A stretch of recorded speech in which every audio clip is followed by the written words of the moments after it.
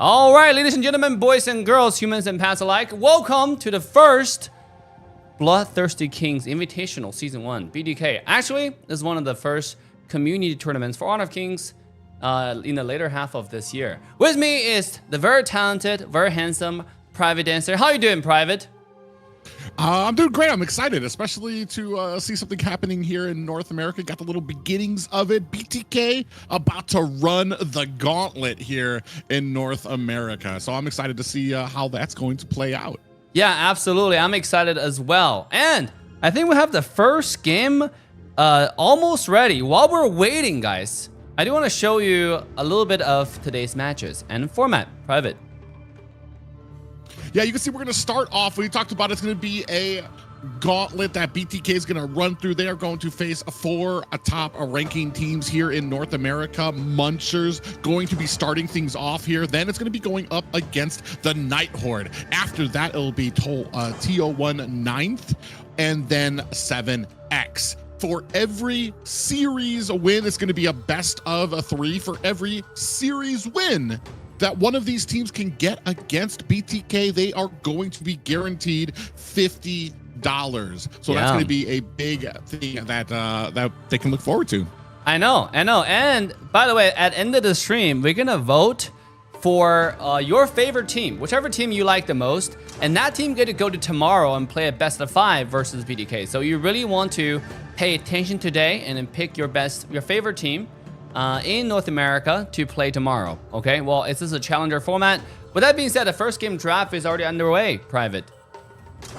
Yeah, I'm really excited to see where we go with here. We have seen, I mean, the big thing is that there was a lot of comments when we saw BTK in KMW. A lot of people think, you know what, they can come up here. They can come up and see what it is to be competing up with the pros, and we're going to see just how much North America can kind of handle that here with some of the picks that are going to come out here as far as we're seeing here. Yeah, absolutely. And look at the first game draft. On the blue side, we have Bloodthirsty Kings. On the red side, we do have Munchers.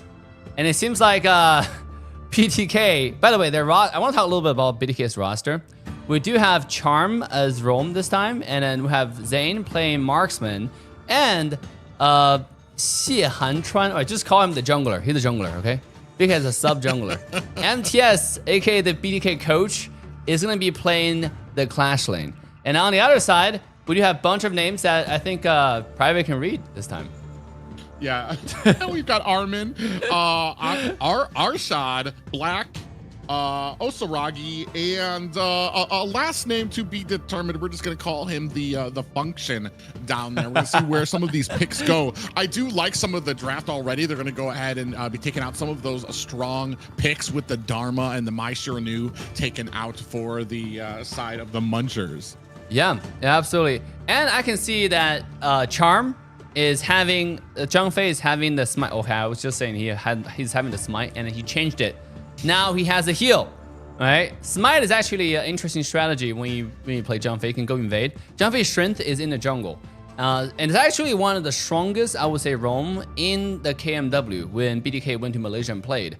Because there are a lot of, I would say, there isn't much frontline tank available in Honor of King current patch yet, right? We have Lian Po, we have Zhang Fei, and then Zhuangzi is slowly coming to meta.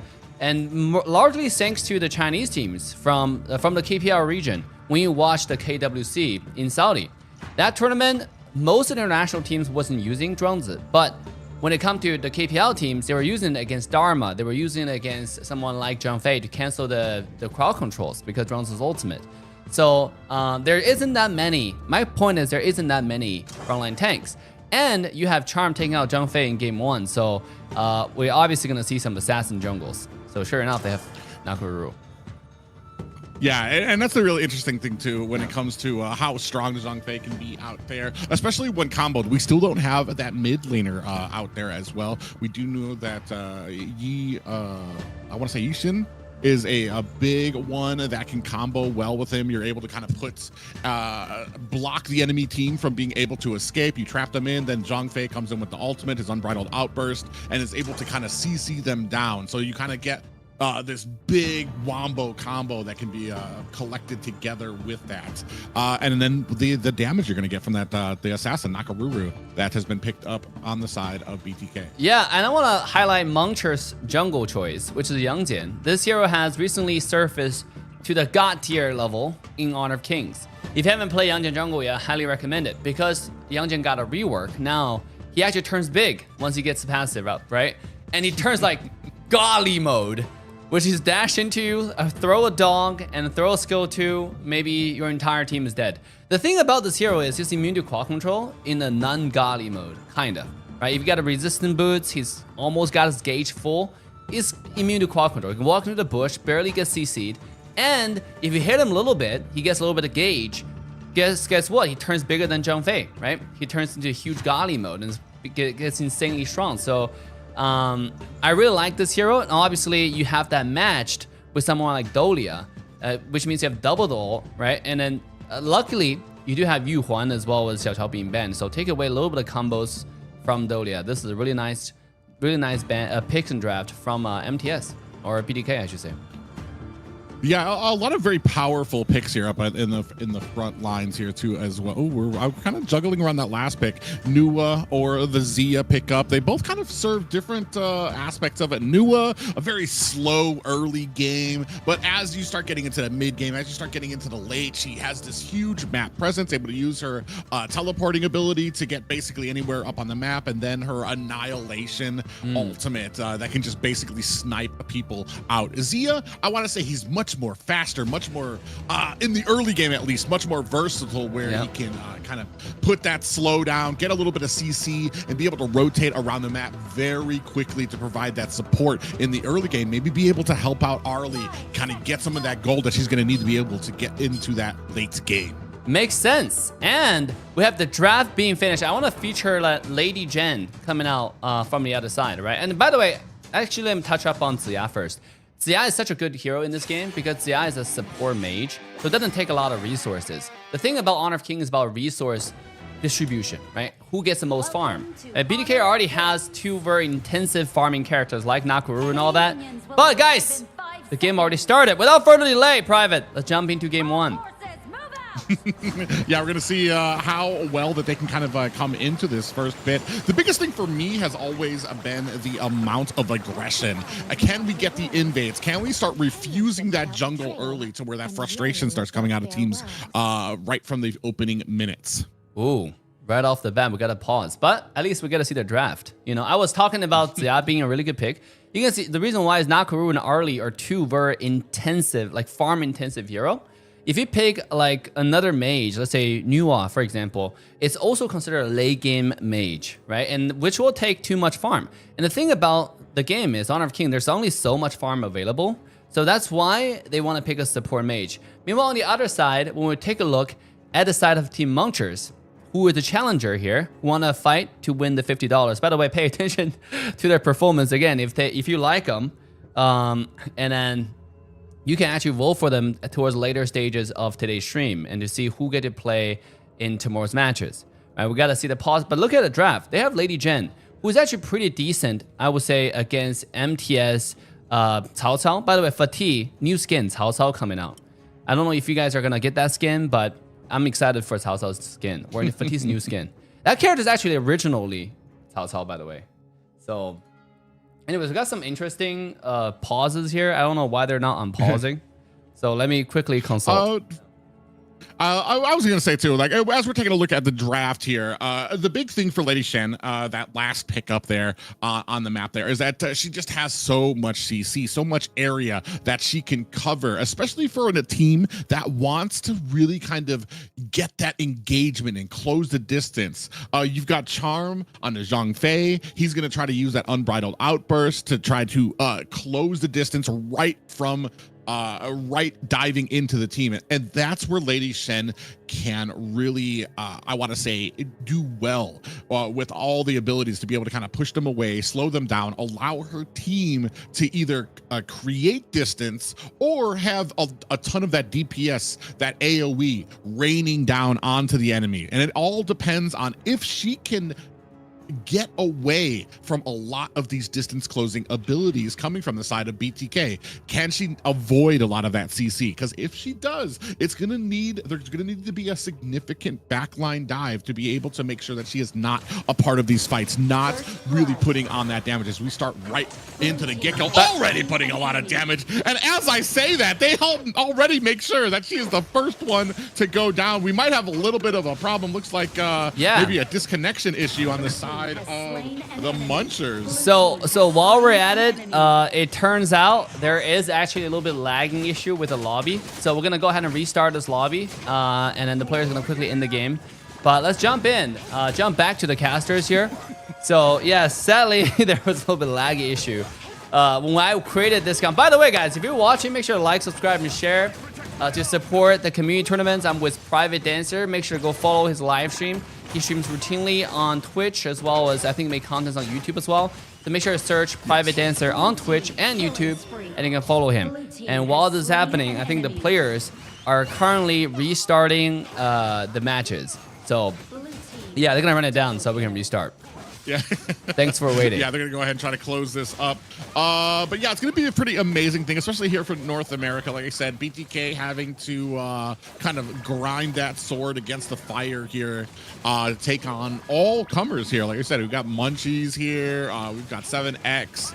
A lot of teams are very interested in trying to go up against some of the more popular players here in North America. Yeah, and guys, with that being said, we're gonna reset the game. We'll be right back. Don't go anywhere. This is your time to get your popcorn, soda, get everything you need to get. Prepare yourself for the match. We'll be right back.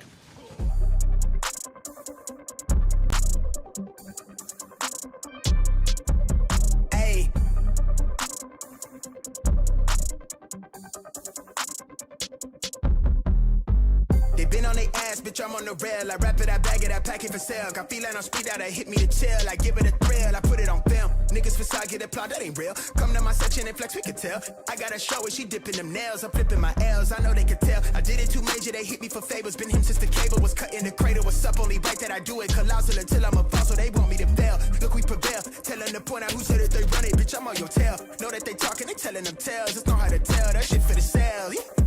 Hey, they talk like they got it, but they need to stop it.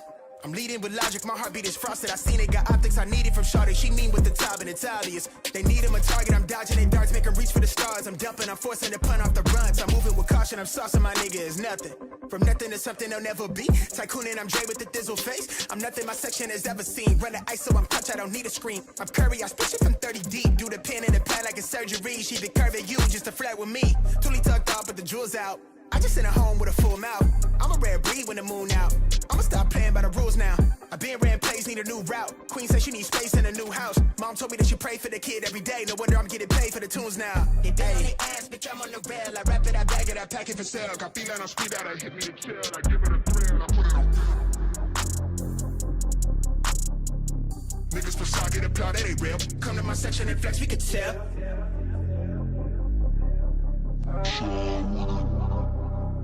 Niggas really outside with it. Roll with it. Roll with it.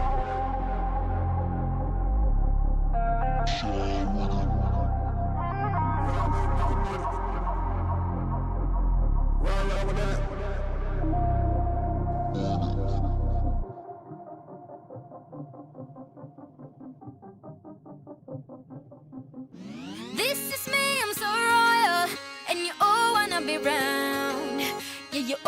wanna be round a champion, a champion. I got tons of soul on my true collectible. Famous is so famous, number one desirable. I do what I want when I want and how I want it. Leave you with the one in me, yeah, that's how I roll. I got change to throw, I don't care about no gold. Better, so much better, flipping incredible. Always on the show, so they know that I still got it. And I never feel sorry, yeah, to of the world. This is me, I'm so royal. And you all wanna be round. Yeah, you all wanna be round a champion, a champion. This is me, I still on it. Cause you all wanna be loved. Yeah, you all wanna be loved. But a champion, a champion. When I hear him come like my fuse and then ba-bum. Later, see you later, I'm about to blow this up. You can sing my song if you want, I know you want it. It's always kinda funny, yeah, cause you I know I'm a superstar in the sky to lead you on. Haters gonna hate us, approve of how they love. They can bring me down, nah, nah, nah. They are jealous of me and my umbrella, yeah, they love me so. This is me, I'm so royal. And you all wanna be round, yeah, yeah, you all wanna be round a champion, a champion. This is me, I still on it. Cause you all wanna be loved. Yeah, you all wanna be loved. But a champion, yeah. All I wanna do is just say, you don't understand how I play. I am on my way to win you over and over, yeah. Oh, you can hear my voice in your head, and you wanna hear it again. So you play it over and over and over, yeah.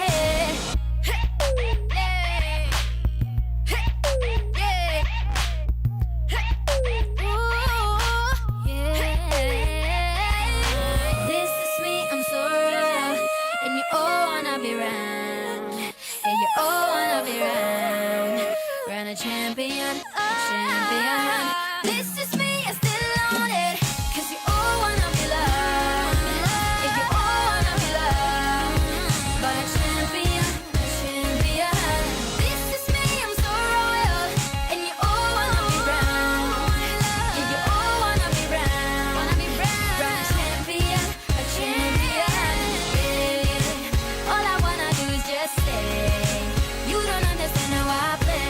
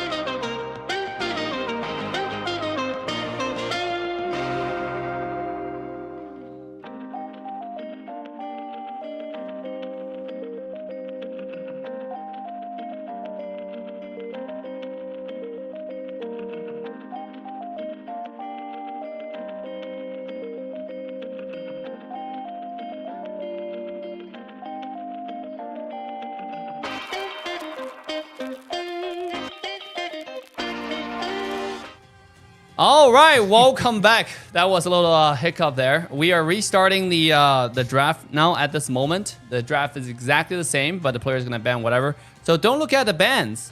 But yeah, the draft is underway now for this game, private. Yeah, they're going to rush right through it to try to get us back. We had a little bit of technical difficulties, but we are going to jump right back into it and see how well that he can kind of match up with the front. We were talking before about the draft, about some of the strong picks that we saw on the side of BTK. Focused a little bit more on the side of Munchers, too, where that last pick, that Lady Shen, kind of meant to offset a lot of the engagement tools that BTK have on their side. But one of the big things that when it comes down, everything on paper, where like when you take a look at some of these drafts, there's things that you can theorize how it's going to work into each other. But the big thing for me and the big complaint that we've seen that's kind of come out from North America is the aggression and those rotations, especially in the early game, to get us into that mid, to get us into that late game where a lot of these compositions can actually shine. And that's what I'm really going to be paying attention to here, is how we're setting up a lot of our lanes for success. Right, absolutely. And I want to see like who actually is going to execute their comp. For when we look at Honor of Keen game overall, you want to look at the draft. You want to look at, okay, what is the win condition of this particular draft? For BDK, their win condition is literally just wombo combo, right? They do have a heavy dive composition. You have Faye, Nakaru, and Fatih.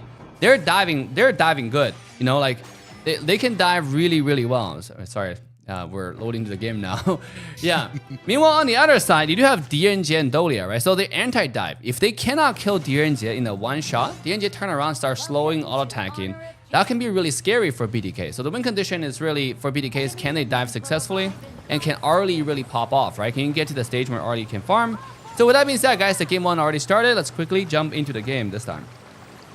Yeah, and to add on to that, to the last bit for there, when it comes to the anti-dive that's on the side that we're looking for from the side of BTK there, we want to see, are they going to be able to catch Lady Zen when we come with some of these initiating factors? Or is she going to be able to dodge a lot of that? Because she's got a big, wide berth of area that she can affect with CC, with damage, and rain that down on to BTK if they are a little, I want to say, less composed when they initiate some of these fights. Right now, everything kind of going the way that they want, especially for the side of Munchers. They're already going to go ahead, get onto the pig, the pigs there as well. So they're going to go ahead and get a little bit, refuse that from the side of BTK. Yeah, and Hoon trying to steal a little bit of pigs or boars on his own. He got the small one, yeah, but not the big one though. It does seem like Munchers have the early control in the mid lane prio. Right now, look, Youngjian jumped to the mid to clear wave together. Meanwhile, Nakaru is just trying to farm and get a level 4. He does have the first clear in the jungle. Meanwhile, look at Youngjian. He's still trying to get his red, right? So Nakaru does have the first clear. This means he can rotate a little bit earlier though. However, he chose to go mid, so kind of nullified that early game advantage he had. We might have a 3-on-3 clash on top side.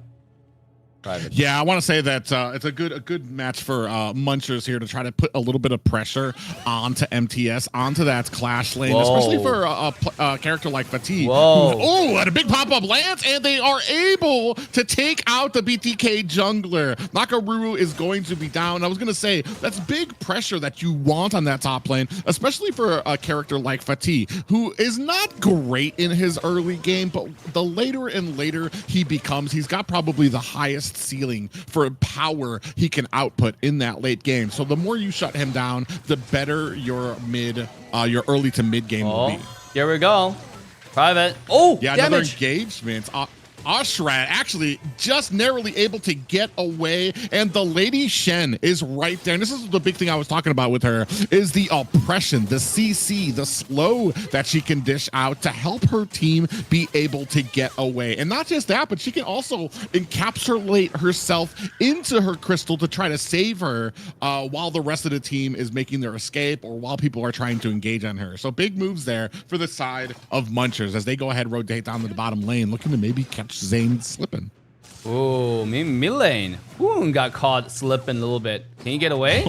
Yeah, as we talk about slipping, Hoon got caught in that mid bush, and Ashrad gonna make very easy work of him. Now pushing on the mid lane, that means that the jungler Nakamura is gonna have to come in there to clean that up, and that means they're gonna be kind of separated out there. Now looking for a little bit of an advantage down at the bottom. Charm sitting up in front row, looking for an angle. Not sure if he's gonna try to put out that unbridled outburst just yet, but he's just fine with kind of laying down that shield on the Mobazane, making sure that he is keeping up with farm here. No worse for wear down at the bottom. Ooh. Well, look at mid lane clear. Hoon is trying to get level 15 as soon as he can. He is currently level 7. Oh, look at dive bottom side. Yeah, what a nice shot there coming out. And then you can see the Lady Shen coming in clutch there is going to get that freeze onto Charm and immediately stifles the engagement coming from BTK. There we go. Slows them down, puts them down, and we have a little bit of a flank here. I don't Once know more. if they see it on the back end. Might be caught. Nakaruru is not long for this world. Gets taken down there. BTK's with a surprise there. But look at Arlie though. Look at Arlie. Yeah, Arlie trying to go ahead and rotate to the mid is going to be able to find an escape from some of those minions, and the rest of Munchers going to go ahead and disengage. But this is going to be a perfect setup for them to go ahead and pick up the Tyrant, especially in the early game. Tyrant is the big #1 thing you want to go for. It's going to give you that big amount of damage. It's going to let you enforce your will with a lot of that attack damage that you get from it. All right, here we go. I mean, it seems like yes, we do have a new like a substitute jungler from the friends list for PDK. So they're not necessarily in communication. Speaking of not in communication, bot. Oh, yeah, and just like that, Ashrad comes in clutch with the ultimate, an ultimate that rifles the unbridled outburst that can actually come out from the Zhang Fei. Comes in, finds the kill, and BTK looks like they're just not even able to kind of get into their jungle. Oh, big pop-up lands and a freeze. They are able to find a kill, 2-5 right now, but they are reeling as the map is starting to close in around BTK. Can't even get ownership of their own jungle. Look at Arlie. Yeah, Arlie just narrowly trying to put that damage on. You can see Osaragi able to find himself a little bit of an escape, disengages before pushing too far. Might have gone a little bit too far, a little too deep into BTK territory so early. Now has 3 members to go ahead, kind of clean up the mess down there as we continue to see Mobazane. Mobazane is one of those he understands the power scales that he needs, so you're not going to see too much from him on an Arlie too early. He's kind of waiting for some of those items to come in, waiting for some of those power spikes, and now on the side you saw Nakaruru come in, does not find it. The rest of the team looking maybe a little too eagerly, diving underneath the tower and then back out. Doesn't look like the side of Munchers are able to escape. 2-5 right now, and that distance coming out from Hoon on the Zia. He's still kind of like putting on that suppressive fire under the tower of Munchers. Yeah, and then I want to talk about win condition a little bit more, right? We're talking about like the collective dive, the coordinated dive coming up from PDK. We haven't seen that coming out yet. But Zane has definitely pulled the team's weight at this point, right? He is doing extremely well. Even though the team is behind overall about like 2,000 gold. Zane's 4.4 comparing to his counterpart, DNJ, who's also 4.4. So somehow, despite the fact they're losing towers left and right, Zane is actually doing well on farm. So if this gets to late game, the win condition now for BDK is can Arlie get that core item, the 3 items that she needs in order to carry this game. Yeah, for me, I want to say, like, I'm not sure that it hasn't happened. I feel like some of the engagements that BTK have tried have been stifled. Like here, look at the big freeze actually coming on the Mobazane as he checks the wrong bush. Lady Shen was right there to get the freeze on there. Now they know that Mobazane's just a little bit low, so they're going to kind of try to press their advantage. Charlotte from the back, Black there looking for an angle, is able to go ahead, pick up some minions. Oh, and another kill for the side of Munchers. Yeah. As we move down to the bottom lane, you can see a lot of pressure starting to kind of mount here. BTK really, we're going to go ahead and dive right in and already have them down to about half health. A lot of damage coming on to the Munchers as they decide to back up. They just have a good strategy of like they can poke in, they can back up. They have Lady Shen right there to slow them down in case BTK wants to follow. And a kill onto Hoon as Ashrad dives in, finds the kill, and finds his escape. Smooth as butter. Wow. Yang Jian, by the way, is building damage. He's building like tiny bit tank item, but mostly damage, right? You have Axe of Torment, you have the jungle tank item. Meanwhile, oh, lady, look at Look at Mobile Zane. Can he survive? Yeah, he's going to have his dancing shoes on if he wants to escape of this. Looking for an angle, but he's got 3 people hot on his heels in the bush. Throws out an ability, but gets a taken out. Ashrad with the kill there. Now BTK standing at 3-9. Yeah, but Zane was able to catch Dianjie just now one more time, one-on-one. So again, he's not that far behind on farm. Look at Fatih, played by MTS. He's also pretty well off in terms of farm. The only person who's truly ahead is this very not so tanky jungler coming out from Muncher's side, right? You do have this Yangjian who is doing extremely well. Can they catch him? Can they kill him? It's gonna be hard, but that's gonna be the mission for BTK. Well, yeah, and then especially the non-tankiness is usually really good when you want to close out another kill onto Hoon. I mean, I'm going to try to play the devil's advocate here, but right now, the damage-focused Ashrad right now is just doing too much to BTK. The only problem is that BTK can last. If they can make this into the super duper late game to where just having that damage isn't going to be enough to help him survive, it could go into BTK's favor. But right now, they are just hurtling up in their base. A lot of their options has been closed in around them. Top tower, high ground has been taken out. Look at all the damage they were still trying to put on. Mobazane almost got caught, able to find an escape, but they are powerless to watch as their towers are being picked apart one by one. Hoon has way too many deaths, I would say, this game, right? In the early game until now, Hoon is currently having 4 deaths, and that definitely delayed his level 15. And before this character, it's actually level 15. You don't unlock the super passive. Oh, there it is. Speaking of that, he's now giving that experience to Zane. And that's where, it shines, because the earlier he gets it, the better it is for the carry. Yeah, because then he's gonna pass on that ability, because people don't know Zia can get to level 25, and he can give that ability to somebody else as well. Oh, Black just caught with the end of Hoon's ultimate there, gets taken down. That's going to be one more for BTK, maybe starting to feel a little bit more momentum in their favor. Unfortunately, right now, they're just not able to capitalize it. They're just not in a place where they can just put the boots to the side of Munchers. Ooh, in comes. Actually, might be in a little bit of trouble. MTS in a problem. Oh, a big flicker comes in, is able to find Charm, takes him down quick. You would have thought he was a minion with how quickly they were able to burst him down. And now BTK with them knocking at their doors. Munchers might have bit off a little bit more than they could chew.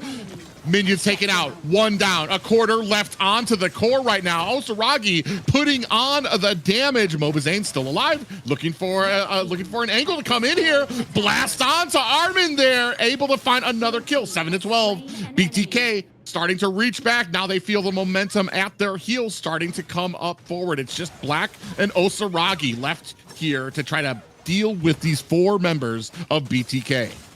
Wow. I mean, that's a good comeback, though, right? Despite the fact they lost 2 high ground towers for BTK, I'm always going to play for underdog.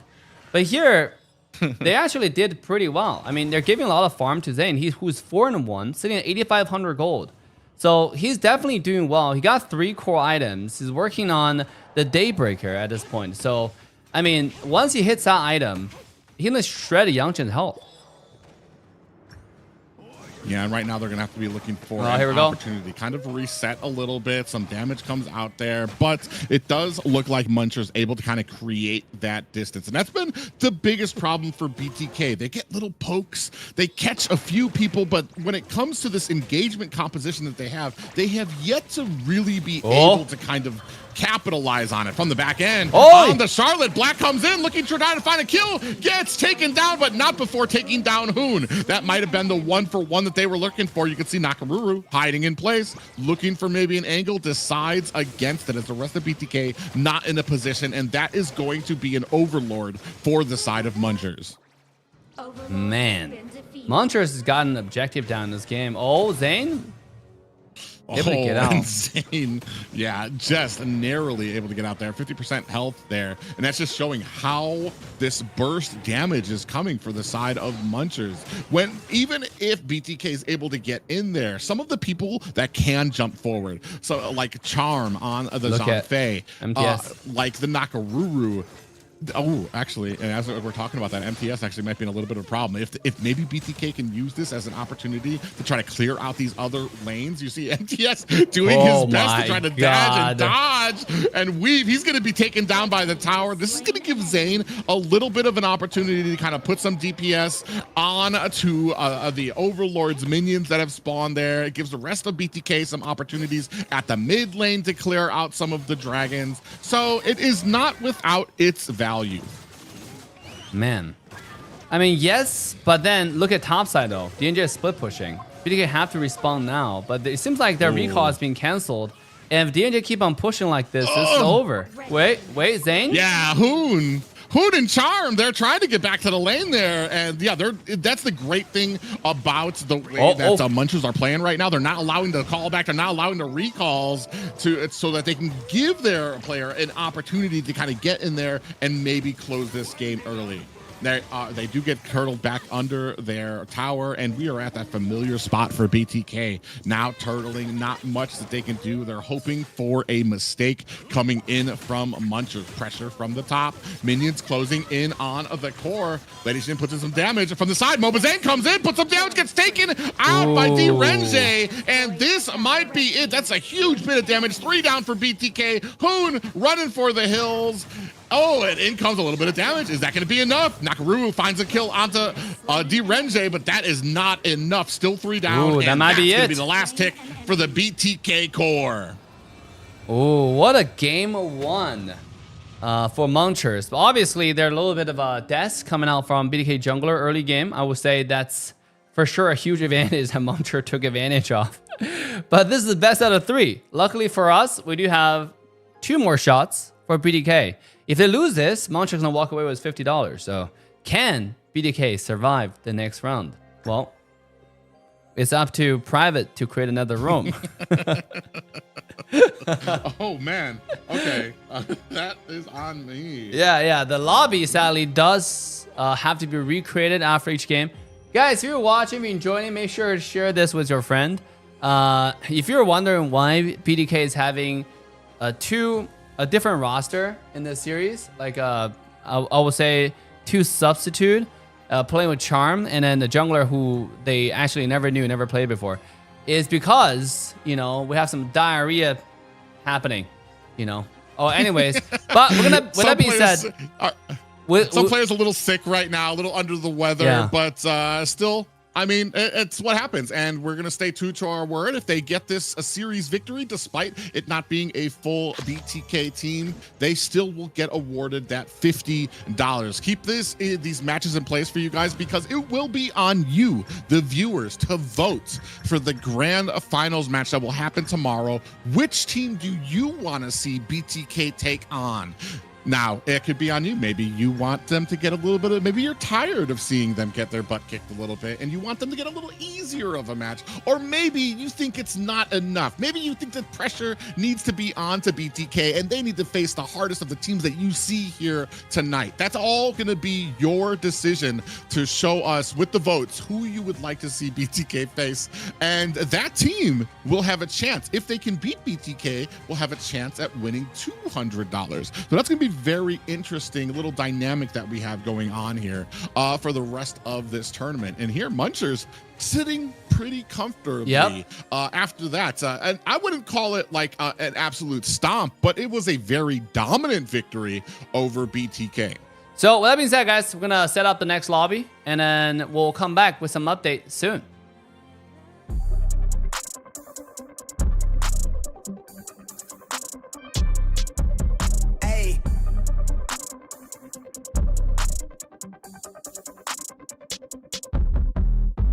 They been on their ass, bitch, I'm on the rail. I wrap it, I bag it, I pack it for sale. Got feeling on speed out, I hit me to chill. I give it a thrill, I put it on film. Niggas facade, get applaud, that ain't real. Come to my section and flex, we can tell. I got a show and she dipping them nails. I'm flipping my L's, I know they can tell. I did it too major, they hit me for favors. Been him since the cable was cut in the cradle. What's up, only right that I do it. Colossal until I'm a boss, so they want me to fail. Look, we prevail. Tell them to point out who said that they run it. Bitch, I'm on your tail. Know that they talking, they telling them tales. Just know how to tell, that shit for the sale. Hey, they talk like they got it, but they need to stop it. I'm leading with logic, my heartbeat is frosted. I seen it, got optics I needed from Shawty. She mean with the top and it's obvious. They need him a target, I'm dodging their darts, make 'em reach for the stars. I'm dumping, I'm forcing the pun off the runs. I'm moving with caution, I'm saucing my nigga is nothing. From nothing to something they'll never be. Tycooning, I'm Dre with the thizzle face. I'm nothing my section has ever seen. Run the ice so I'm touch, I don't need a screen. I'm Curry, I spit it from 30 deep. Do the pin in the pad like a surgery. She been curving you just to flirt with me. Toolie tucked off, but the jewels out. I just in a home with a full mouth. I'm a rare breed when the moon out. I'ma stop playing by the rules now. I been ran plays, need a new route. Queen said she needs space in a new house. Mom told me that she pray for the kid every day. No wonder I'm getting paid for the tunes now. They day on the ass, bitch, I'm on the rail. I wrap it, I bag it, I pack it for sale. Got feeling on speed out, I hit me to chill. I give it a thrill, I put it on film. Niggas for shock, get applaud, that ain't real. Come to my section and flex, we can tell.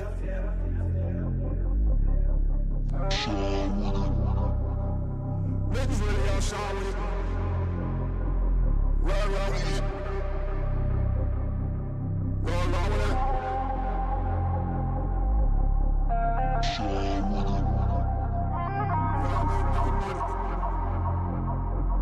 Roll with it.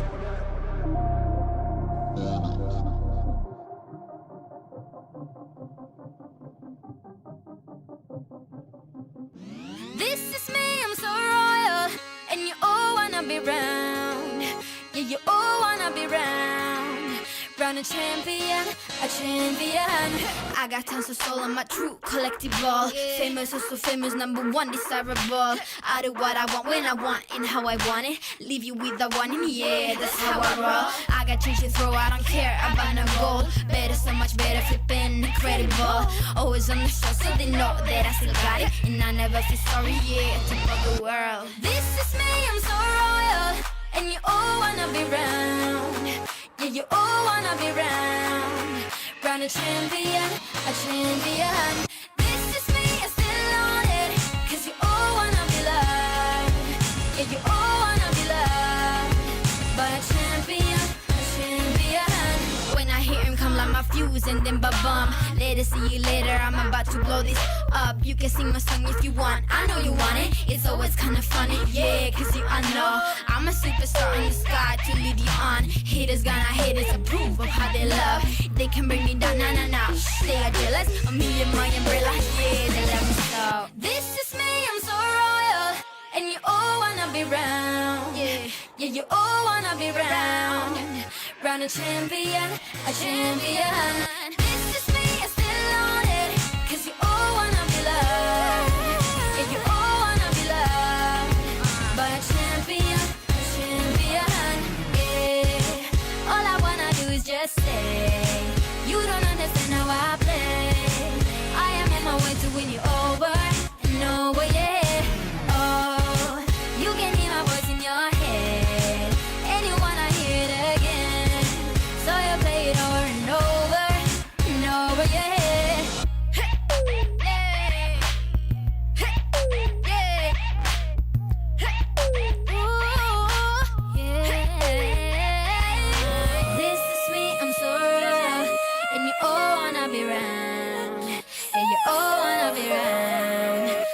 Champion, champion. This is me, I'm still on it. Cause you all wanna be loved. Yeah, you all wanna be loved. But a champion, champion. This is me, I'm so royal, and you all wanna be round. Yeah, you all wanna be round. Round a champion, a champion. Yeah. All I wanna do is just stay. You don't understand how I play. I am on my way to win you over.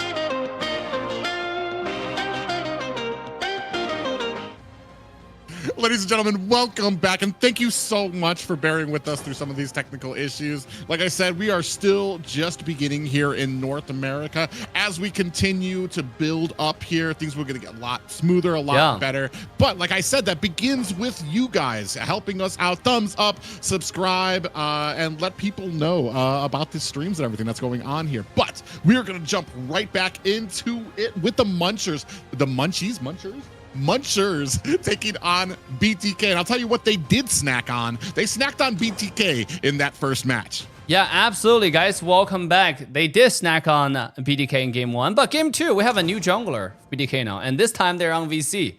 So let's see how this is like arena challenger mode, right? Munchers won this $50. They also want to prove that they're really good in North America, and BTK also want to stay in the ring. So can BTK take us to game 3? Let's jump into the draft. Yeah, well, I mean, this kind of boils down to a team. I don't want to say handicapping themselves, but they're facing other teams in North America without their best roster, with like all these hurdles and things around them. And that's kind of what breeds great players, is when you go into adversity, no matter what it is. If we don't have all our players, if we're all in voice chat, if we're trying to make this happen, that's what kind of breeds those great players, is if they can get through this without excuses and be able to find that victory. As we take a look at some of these drafts, a little bit different here now, as we're coming into, we have a pay pickup on the side of Munchers. Wow, look at Pei and Byron. The very standard Sean early game comp. This is an invade comp coming out from Munchers. Last game, like Private said, Munchers munch on some BTK snacks, BTK branded snack. This game, they're looking to do it again, but in a more aggressive fashion, right? BTK, they do have the Dolia lone combo. They have Yu Huan as well. So you already know that with Yu Huan was a flex pick, but after you lock in Dolia, you kind of locked in your choice. Yu Huan is going to be the mid, and Dolia is going to be the roam. The question is now, who is going to be the jungle? Is it going to be the Dun? Is it going to be the Minky, right? Somebody may say. Or is it going to be Yang? Okay, Yang actually got banned. Is it going to be some other tank options that works in this draft? So, by the way, you can also pick a clash lane, right? Fatih might be good to dive into new one. So there's just a lot of options now on the table. By the way, this is not global draft. So every team can just pick the strongest draft they can have.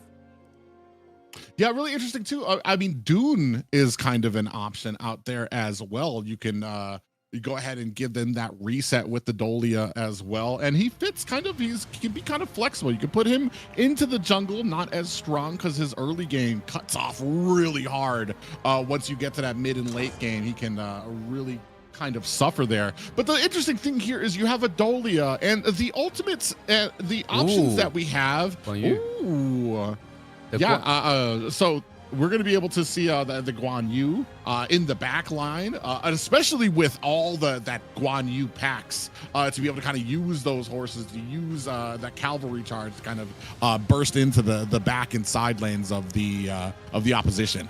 You know what's interesting? The jungler, from what I heard for BTK right now, is one of the best Jhin player in North America, and that's why Jhin got banned.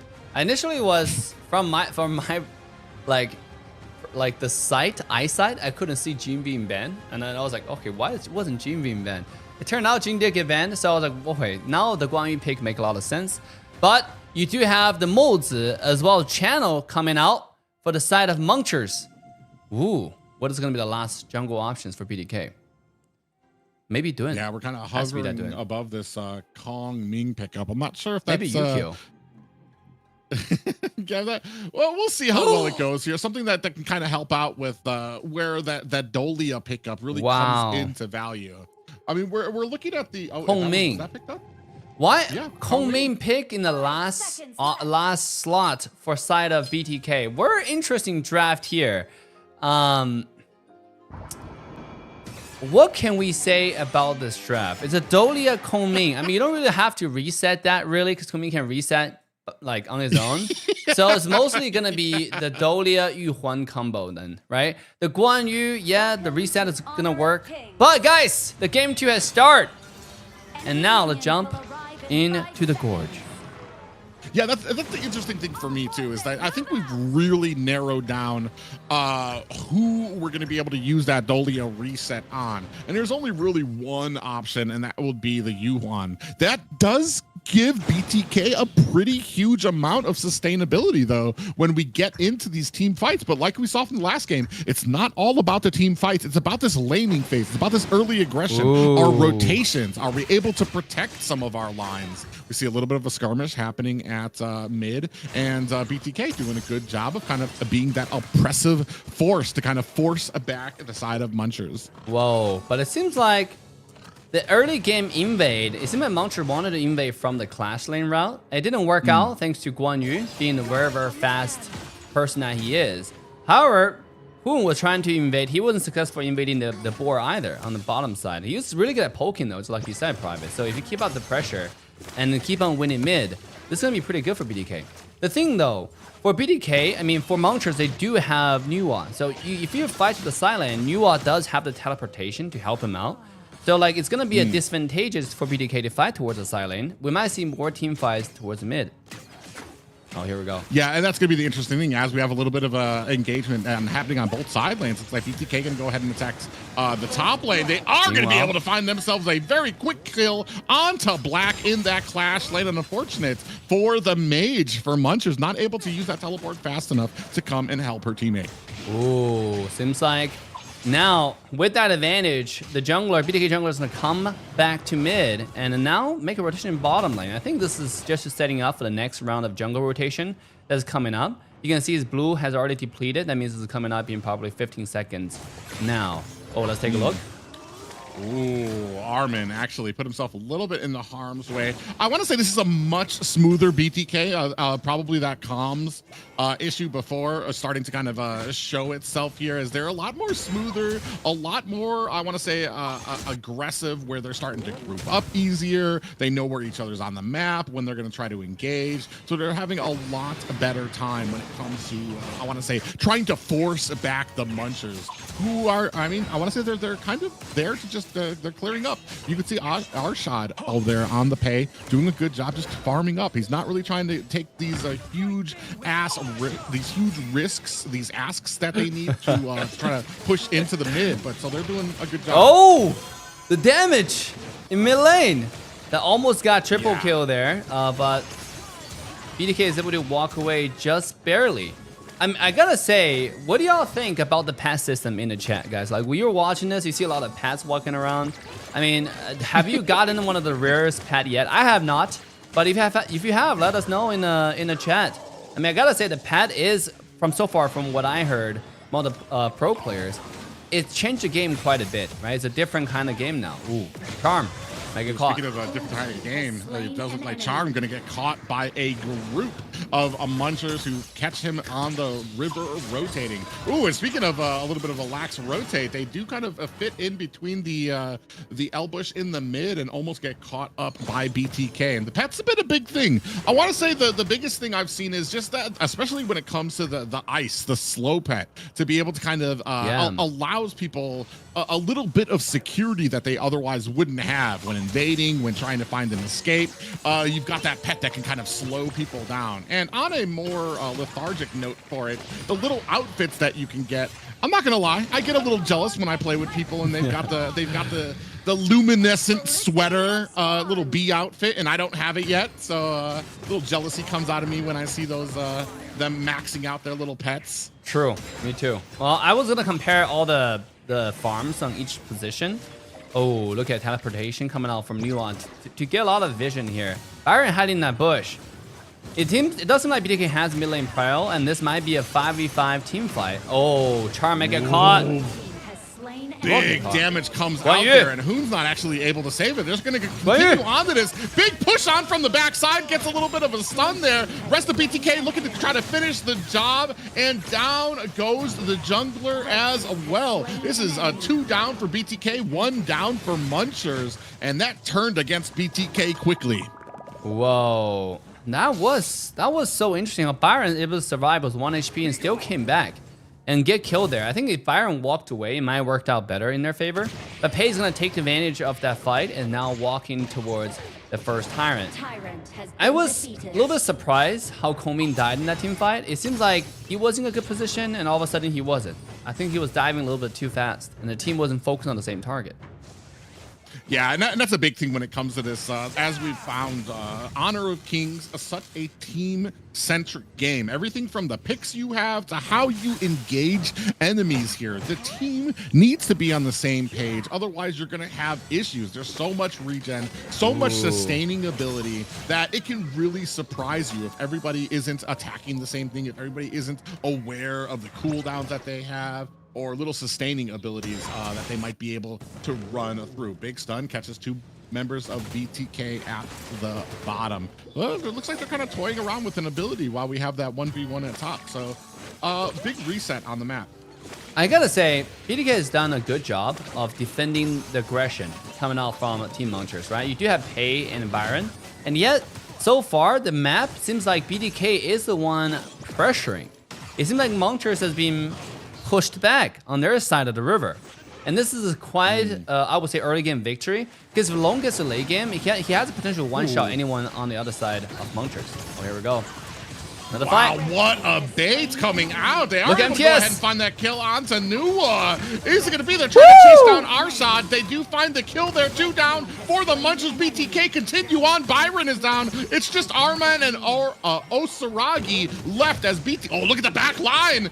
MTS on the backside looking to throw that ultimate onto the last 2 members of Munchers while BTK sweep through their side of the map. Whoa, what a team fight for BTK there. I mean, I give a lot of credit to MTS in that team fight, right? He's able to find the flank, find the position, and most importantly, he was communicating with the team. I think I see a more synergized engage coming out from BTK now. And with that team fight, they're gonna take that lead even further by invading. Can this work out for them? Yeah, that's 2 tier 1 towers taken out by BTK. Big amount of gold into their pockets. A lot of the, I want to say, lower jungle taken up by them as well. So they're doing a good job continuing on that pressure and unfamiliar territory for Munchers as they are on the back foot looking for an opening. Even here, Arshad went in on the Pei, tried to lure BTK into a fight as he dove back, but unfortunate for the side of Munchers, that cost Nua their life, and that's what really kind of started the snowball here. Black actually might be in a little bit of trouble, wants to abandon his tower at top as we can see BTK through the mid continuing to bulldoze their way. Whoa. Let's compare the items a little bit, right? Zane is sitting on, MTS going in one more time. I'm just trying to compare items here, bro. Yeah, every single time that's a cue for them. As soon as you say, let's compare the items, it's a cue for BTK. Let's go ahead and bum rush in there. I do like the synergy behind BTK. As soon as they get caught, you see them squeeze into this tight little ball around Hoon to make sure that that ultimate comes out. It tops off all of the team members there. You can see now the Kong Ming able to pick up that Overlord. And now we're going to have minions crossing down the lanes. Yeah, I gotta say, the Koming is really pulling up, right? If you look at the gold right now, he's sitting at 7.1k compared to Pei 6.2. Koming is one of the best farmer, and actually with the recent buff on Koming in the last patch, he's proven to be one of the best like mage assassin jungler because the damage is online. In fact, a lot of times people will pick Koming over Sima Yi, right? The damage is that high, and very, very mobile. Oh, top lane.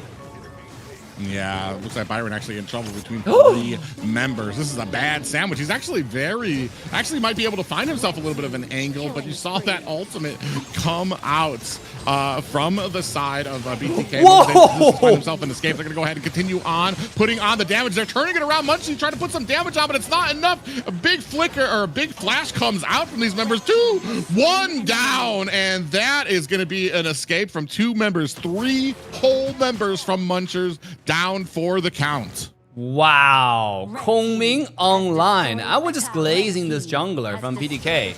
He's pulling up for sure. Oh, speaking of pulling up, never mind. Oh. Just as you were glazing him, Arshad has to come in, take away the glory there, throw down, and that is a jungler down for BTK, bringing it to a 4-8 lead for BTK. I swear they're listening. I mean, even though we have a delay on stream, how? Like just when I was glazing, look at jungler, right? You have Kongming who's sitting at 8.8k gold compared to a Pei who's only 7.3k.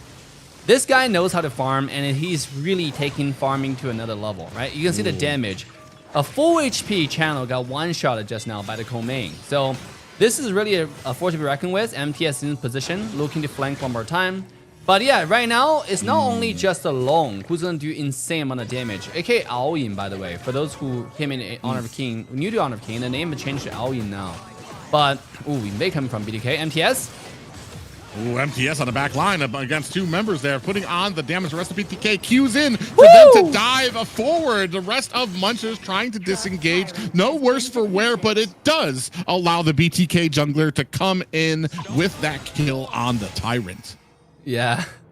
Well, with the Shadow Tyrant being taken now for PDK, for the favorite PDK, let's see what they wanted to do, right? It's going to be a 4-1 towards mid to top or 4-1 towards mid to bottom. It seems like PDK is trying to pressure the high ground tower now with the wave coming in. So this is going to be the fight. MTS having the wave in, so PDK is ready to pressure the high ground towers.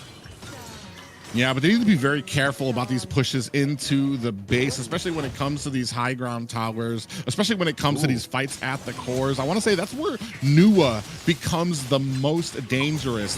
In these small little areas where teams have to funnel their way into the base, Nuwa really shines with the amount of damage that they can output. But they're going to go ahead, not waste any time, taking their efforts to the Shadow Overlord.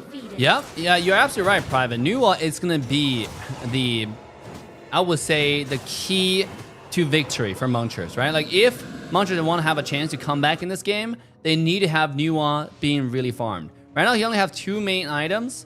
If this gets to all 6 items, Nuwa is just 1 skill, 1 plus ultimate, can one-shot alone. And in fact, Nuwa is, for those people who are not sure why Nuwa is randomly picked sometimes, Nuwa is a character that's extremely good against Long. Because when Long comes down from the dragon form, that's when Nuwa can predict like 100%, if you're proficient, 100% land that ultimate. In late game, that's a one-shot damage. Oh, bottom side.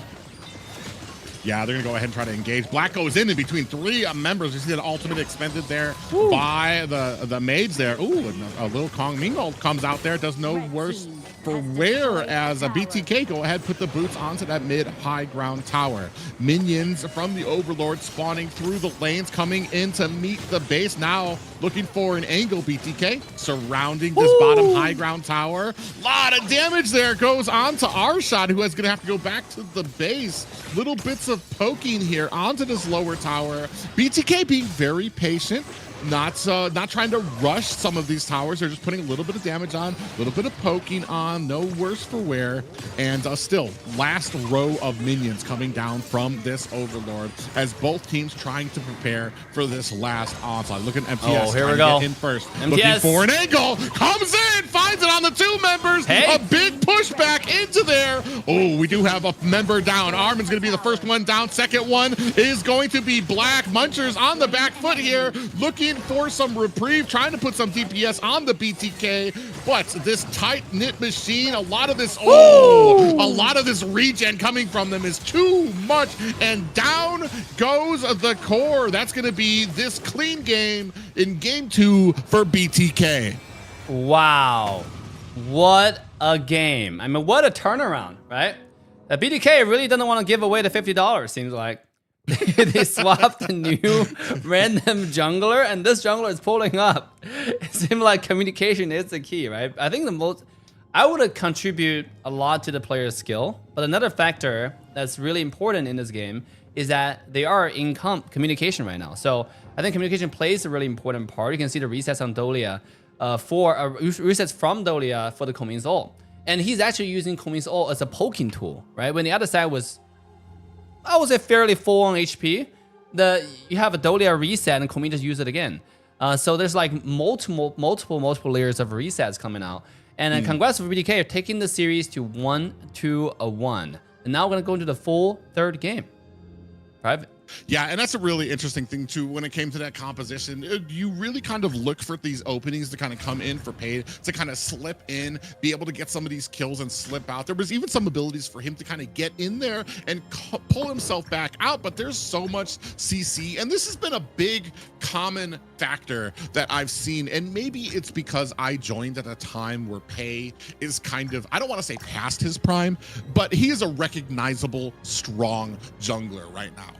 Everybody knows about his mobility. Everybody knows about the burst damage that he can output to a lot of these teams. So they understand that it takes CC. They know that when he comes in, that's going to be the prime opportunity. CC him down, take him out. And that's been a big problem for a lot of these teams, despite, I want to say, the popularity of the pick.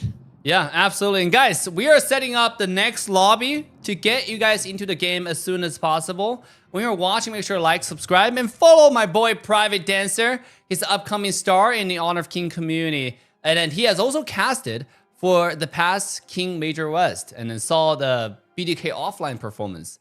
I mean, Private, what do you think so far about the game? And you're actually new to the community. What do you think about the game so far? Like I said, I've been very new to the community, and one of the big things that I've been talking about, especially when it comes to streams and watching me play, there is a frustration that happens because there's so many different avenues, which is a huge thing for a game. There's so many different options that you have, whether you're in Clash lane, whether you're in mid, or as a farm lane. Especially for me, I love mid lane. It's something that I've always liked when I play a lot of MOBAs, and the different options, unique heroes like Shay, Yishin, all these heroes that have different abilities that they do. Shangguan as well. Like, there's just so many different avenues that you can go through, and that's what makes this game so exciting for me. Is that there's all these different options that you can go to be effective at your role. Learning and I've been having so much fun with it. Although I will say I've been having fun, but I know there's been frustration on the streams where I'm just like the learning phase, and I feel like that's what BTK and a lot of players are going through right now is learning the ins and out of this game and where you can be successful, but most of the time where you can be unsuccessful with a lot of these engagements that you go through. Yeah, by the way, we're ready to start the third match now, and then while we're getting you the draft, guys, you know, with BDK now learning Honor of King in this community, guys, it's a journey of like play with BTK, right? That's the whole theme. You learn the game together, you progress in the game together, and you've probably seen Hoon and the entire BTK stream actually, and everybody's learning because there's so many layers. This game is very unique in the way how macro works and how each individual hero works. And most important thing is a completely different culture, right? You get a while you're learning the game, you're also learning a lot of Eastern culture, I would say. So without further ado, the third and final match of the series draft is already online. Private, let's dive in. Yeah, BTK put a halt to that sweep very quickly. They said that is an Uber Eats. That is for them. They're going to be the ones getting that takeout order with that $50. Don't want to give that up just yet. And we're going to see what we have prepared for BTK, what we're going to kind of go with. I see we're kind of taking away, I want to say, we have some of the picks take it actually away from on the side of BTK. They're going to take away the My Shiranu, which is something that Hoon, I've actually missed seeing him play a lot on because he's been so versatile. And that's been one thing I feel like has been overlooked for BTK that has been the real struggle for them. each individual player on BTK, I feel like their macro is super sound. They can play these super aggressive heroes that can dash, that can get around, where aiming is really precise. But in HoK, that is not enough. You also need to combine that with what else you have on your team, so that they're able to back you up, so that you have these engagements that feature more than one person, that feature one after one after one of you guys being able to accomplish that same goal. And here we're starting to see them starting to kind of meld more into those type of roles. But they're facing teams here, especially in North America, that have been kind of seasoned. They've been playing this for a while, so they understand those types of mechanics. And we're seeing how sometimes, and especially in the early game, where that can be quite upsetting for both of these teams. This is actually so interesting. Now, I've seen such a progression coming out from BDK, right? Because when we first went to Malaysia, Zane wasn't really into Arlie. It was such a struggle because Arlie is like one of the, not one of the tier S marksmen. Like, I remember taking classes from the KPL coaches, and they were saying, they were analyzing Honor of King, current meta, and they were saying, okay, well, there are a lot of heroes in a game that all have counters, because Honor of King is all about counter and counter again, re-counter relationship. Arlie is just a tier S hero that doesn't really have that much counter. It's more of like a soft counter, really. Arlie and Mai Shiranui. And that's why those heroes, once you take out Arlie, you want to ban the other tier S, which is Mai Shiranui. And that's why Mai Shiranui got banned. However, the progression is Zane initially didn't like it, and then he started to find a footing, or find his, like, somehow the spirit of Arlie, and he understood it, and he see, like, he's actually performing really well on Arlie. And Zane actually now is probably one of the most consistent goal laner now that I've seen in NA, so... I'm not gonna lie, especially when we were casting for KMW, a lot of the casters, we went big. We had our little analysis groups to go over before a lot of the casts, and Arlie and Zane's abhorrence for Arlie was a topic of concern when it came up to it. And there was a big switch as the tournament progressed to where it went, oh, he's going to be on Arlie. Oh, let's hope they make it through, to where it's like, okay, he's on Arlie now. We know he can be consistent on it. He was even able to get an MVP on Arlie. And that just kind of shows some of the growth that's kind of come in there. And that's especially for a lot of these teams, the growth that they go through when it comes to learning these heroes, learning all these surprises, learning how they can be effective on them. You know, in fact, now when I talk to Zane, his biggest issue about Arlie is that he's not able to pick it most of the time because he got banned in rank. Especially if you watch him play Peak, go watch his live stream, and Arlie does get banned a lot of times, so he doesn't really get to pick it. And he's also trying to learn jungle, and one of the jungle characters is going to be Flowborn, the Flowborn tank option. Then you see the Flowborn tank being taken out now by Team Munchers. This character is so underrated in the meta. If you have not learned or tried to taken it out yet, this is your chance, right? Because Flowborn tank is actually so good, especially paired up with someone like Da Qiao. If you're proficient on Da Qiao with a teleportation, the Flowborn tank can dive in and Da Qiao send a teleport to give him the safe pathway out back to base. So it's a really strong, really tanky, but also does the insane amount of damage type of character. And then it's easy to play as well. So if you're new to Honor of Kings, Flowborn tank is probably one of the really good jungle options to learn. Yeah, really interesting here as we continue down onto some of the drafts. I'm kind of leaning towards what I'm seeing on Munchers right now. We've got Zhao Chao is something that I didn't really see too much until KMW, when Hoon was really kind of favoring it. And I mean, she doesn't spectacularly, I want to say, accomplish something, but she's just got a wide berth of area that affect. She's got some deep damage that she can put down. Mix that with the amount of CC. You've got a Dharma, you've got a Zhang Fei on your team as well. You've got some great initiation prospects from the side of Munchers to be able to kind of maybe be able to kind of withstand into this early game of BTK, because I want to say they've got a lot of late hitters on their team. Yeah, and I see a lot of people talking about how, you know, Channel or Xiao Qiao can be a decent counter to carry like Arlie.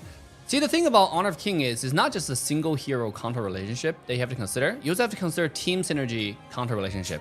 Yeah, because you're not playing a one-on-one type of game. You're playing like a team game, right? With Arlie, you have a Diadea that can help, that can support. So let's say if Arlie falls behind against Channel in laning, but if you pair that with Diadea, all of a sudden, you counter that counter relationship. So that's how the game works, right? So layer upon layer upon layers. It's all about who's able to come off on top as a team strategy, who's able to execute their own team strategy. I think synergy is such a big word in Honor of King. It matters in this game more than anything else, right? If you have to pick draft that works well together, they have to combo well together, and then they have to make up for each other's, like, I would say, deficiencies, and you know, emphasize their strength. So in this comp, look at BDK. They do have Arlie, who is a super late game character, but then you do also have Byron to help that out. You have Diadea to help that out, to get the Arlie into the late game phase. So I think it's a decent draft, but yeah, Muncher have insane amount of engage. The thing is, can they catch Arlie? That's the question to be discovered in this game. Well, yeah, and that's going to be very interesting, too. They've got a lot of options. And then they just added the HoYi as one of those options, too. And the thing about HoYi, I might be speaking out of pocket here, but he sometimes, especially when you're playing a ranked game against him, he can be one of those just... You feel like he's such a cheap hero because of that Burning Sun arrow, that ultimate that comes out. It can hit you from across the map. He might not even be aiming for you, and you just walk into it. That is an opportunity for his team to dive in onto you, and that's what I'm going to be looking for here, is those Burning Sun arrows. Who are they catching, and is the side of Munchers able to capitalize on that to maybe formulate that into an engagement? Wow. Look at Munchers already securing the bird on the bottom side. They are off on a good start, I will say. Did BDK secure the top teleport? It seems like no one's really fighting for it. They do have the Byron, as I mentioned, who's pretty strong in laning phase, and he's now trying to clear wave ahead of this. Ooh, look at Dharma's wave clear speed. Quite insane. Yeah, Dharma's always been a huge asset when it comes to that wave clear. And the rotations are going to be a big thing here. It does look like the Byron has the priority MTS. Oh, he's actually kind of checking back and forth, doing a good job of making sure that he's not going to get surprised up in the clash lane. Yeah, he tried to secure this. Now with Komin coming into the lane. Oh, this might be, because they're ahead of the rotation, this might be a good camping opportunity. Here we go, 2-on-2. Yeah, they're looking for an opportunity. You see already that damage coming out. Big pop-up lands from MTS, but the damage coming out from Kong Ming is just a huge deal, especially with how oppressive it can get. Once he starts getting those kills, it's going to be very hard to stop him through that mid to late game. Look at him already in the jungle here, trying to battle it out with the mage. Decides against it. Not really in a great position for his team to really kind of come in and aid him. I like the jungle, BDK jungler, like how he play. He play really aggressively, right? He's always looking to make things happen. And then just now, he's not only just in the jungle to be an annoyance, he's also there to get a lot of vision, right? To know where to get, to kind of see what the timers are on the jungle buff, right? He just came off on 230. Although it's Flowborn tank though, the jungle is not all that important. However, it's still good that you do get visions on it to set up a game plan. Now he knows, okay, enemy team is just doing the blue. He can set his course accordingly. So let's see. BDK already knowing with that information, able to secure the bottom side lizard to their favor. Yeah, and that's kind of one of the things that is actually important too. Those buffs aren't exactly super important to a Flowborn tank. It's to the point that they don't really even need as much farm to be effective. So you have to be kind of try a little bit more extra to be able to kind of get that advantage over that type of team there. Here, both teams being very respectable, not trying to make the first mistake here. The rotations are clear. They're doing a good job of keeping an eye on what's in these bushes so that they're not ganked. Ooh, you see him trying to dance around there, looking for an opportunity to get there. Nuwa was right there on the side. Hoon doing a good job. Is going to find that push, going into the bush, looking for an engagement, and they're going to go ahead and back up. You know, I was just about to say something, but it seemed like another fight's about to break out. Actually, it breaked away. You know, like, it was interesting because when we were in Malaysia, I noticed when we played against some Brazilian or a Latin America team, they're actually really aggressive. Just now, in a case when you kind of suspect who was in the other bush, if the other side had a Dharma, they would just dash in with a flash, no matter what. They won't even care. Knowing that, you know, he might or might not be in that bush, they just take a wild guess for it. So just now, you see the Dharma play a little bit carefully, and that could have turned into a kill. Ooh, bottom side. Iron. Yeah, and that's an interesting thing too when it comes into it. We're gonna go ahead. Looks like they're looking for an engagement. Big pop-up lands. Charm gets caught up with that. Big ultimate comes out. The meteor shower from the mage of Munchers. No worse for wear is either team, but that is gonna be an ultimate. 2 ultimates down as the burning sun arrow goes out, misses the rest of BTK wide. So this when it comes to utilities right now, all the ultimates ready for BTK if they want to go ahead, try to engage on that with 2 of them down for the side of Munchers. They decide against it. They're looking for a good position on to this first Tyrant, trying to get a little bit of CC. What? They're going to go ahead, latch on to Charm. Kong Ming finds himself a kill onto Osaragi. That's going to be the marksman down for the side of Munchers. Now they're looking for an engagement deep into the back line. MTS might be in trouble. Meteor shower out again, and his team unable to answer. The 1-to-1 trade. MTS did end up getting caught in a bad position, but I gotta say both teams are really opportunistic, right? They find the opportunity and just go for it. So end up no one's doing this. Ooh, look at this bird. Look at this bird. Oh, that's going to be 3 seconds. My boy is in a coma at the Azure buff there. That's at the value you get from the Burning Sun arrow to kind of throw that out there. I mean, but you have 2 sniping abilities. You got the Annihilation from Hoon. You got the Burning Sun arrow from Osaragi. Now, good positioning by the side of Munchers. Ooh, up at the top. A little bit of an engagement there. On to Black, dashing back and forth. Pop-up lands onto him. Oh, the Annihilation to help out with it. And the ultimate from Kong Ming finishes the job. Zane, he's not gonna get away from this. Yeah, he's not long for that. Big engagement up at top, and then unfortunately for Zane, got a little greedy at the bottom, trying to find some of those last hits on that tier 1 tower. Well, he did get the kill onto HoE though, right? HoE is sitting at 0-2 right now, and then BTK is overall ahead on gold. Now you can see Nuwa is hitting the mid tower. Quite interesting, just auto-attacking that. They're throwing the pet. Oh, here we go. Oh, and another Burning Sun arrow lands. Ooh, the team was getting very close there, looking for maybe an engagement there. That's what I was talking about. That's already 2 Burning Sun arrows that have landed I want to say the 3 that I've seen shoot out from the Hoi. So that's just the value you get from that. So as we get into the later game where those will be more and more detrimental, where BTK might be where Munchers might be in a position to actually engage off of some of those stuns. Yeah, you see a little bit of those connections coming in, the combo coming from Hoon on that new catches a few of them hiding out in that bush. Ooh. Another connection to the Burning Sun arrow. Not as long this time, so not going to be 3 seconds. He is going to be able to get away. Both teams looking for an engagement here, looking for an opportunity. As you see, BTK a little bit more spread out. The rest of the Munchers here, kind of a very tight-knit with one person on the outside map there. They're looking for an engagement here. They want to find something. Big teleport comes in. Oh, here we go. Arlie. Angle. Oh, and we find a death there. Moba Zane gets caught there. Check the bush. I want to say, I couldn't tell if he checked the bush before his roam went in there, but that is unfortunate. Walked right into 2 members of Munchers. That's going to put them down a big amount of damage. And I want to say here, the Munchers, they're going to go ahead and try to press on into this jungle. I thought that they might have wanted to look for this Overlord, maybe try to put some pressure on into some of these lanes, but they're going to go ahead and try to push in the mid tower. You see the big stun comes out there. Charm in trouble. Gets pulled back there. It's a kill there as well. MTS gonna have to use his flash to get away. Kong Ming on the backside, putting on that damage. For more. Big pop-up lands on the Oshrod. Is it gonna be enough? He jumps in, and Kong Ming able to find a kill on to the side of the mage for the Munchers. Another kill for Kong Ming. BTK jungler on the roll there. Is that a triple kill for the Kong Ming? Yeah, it's a quadra kill for the Kong Ming.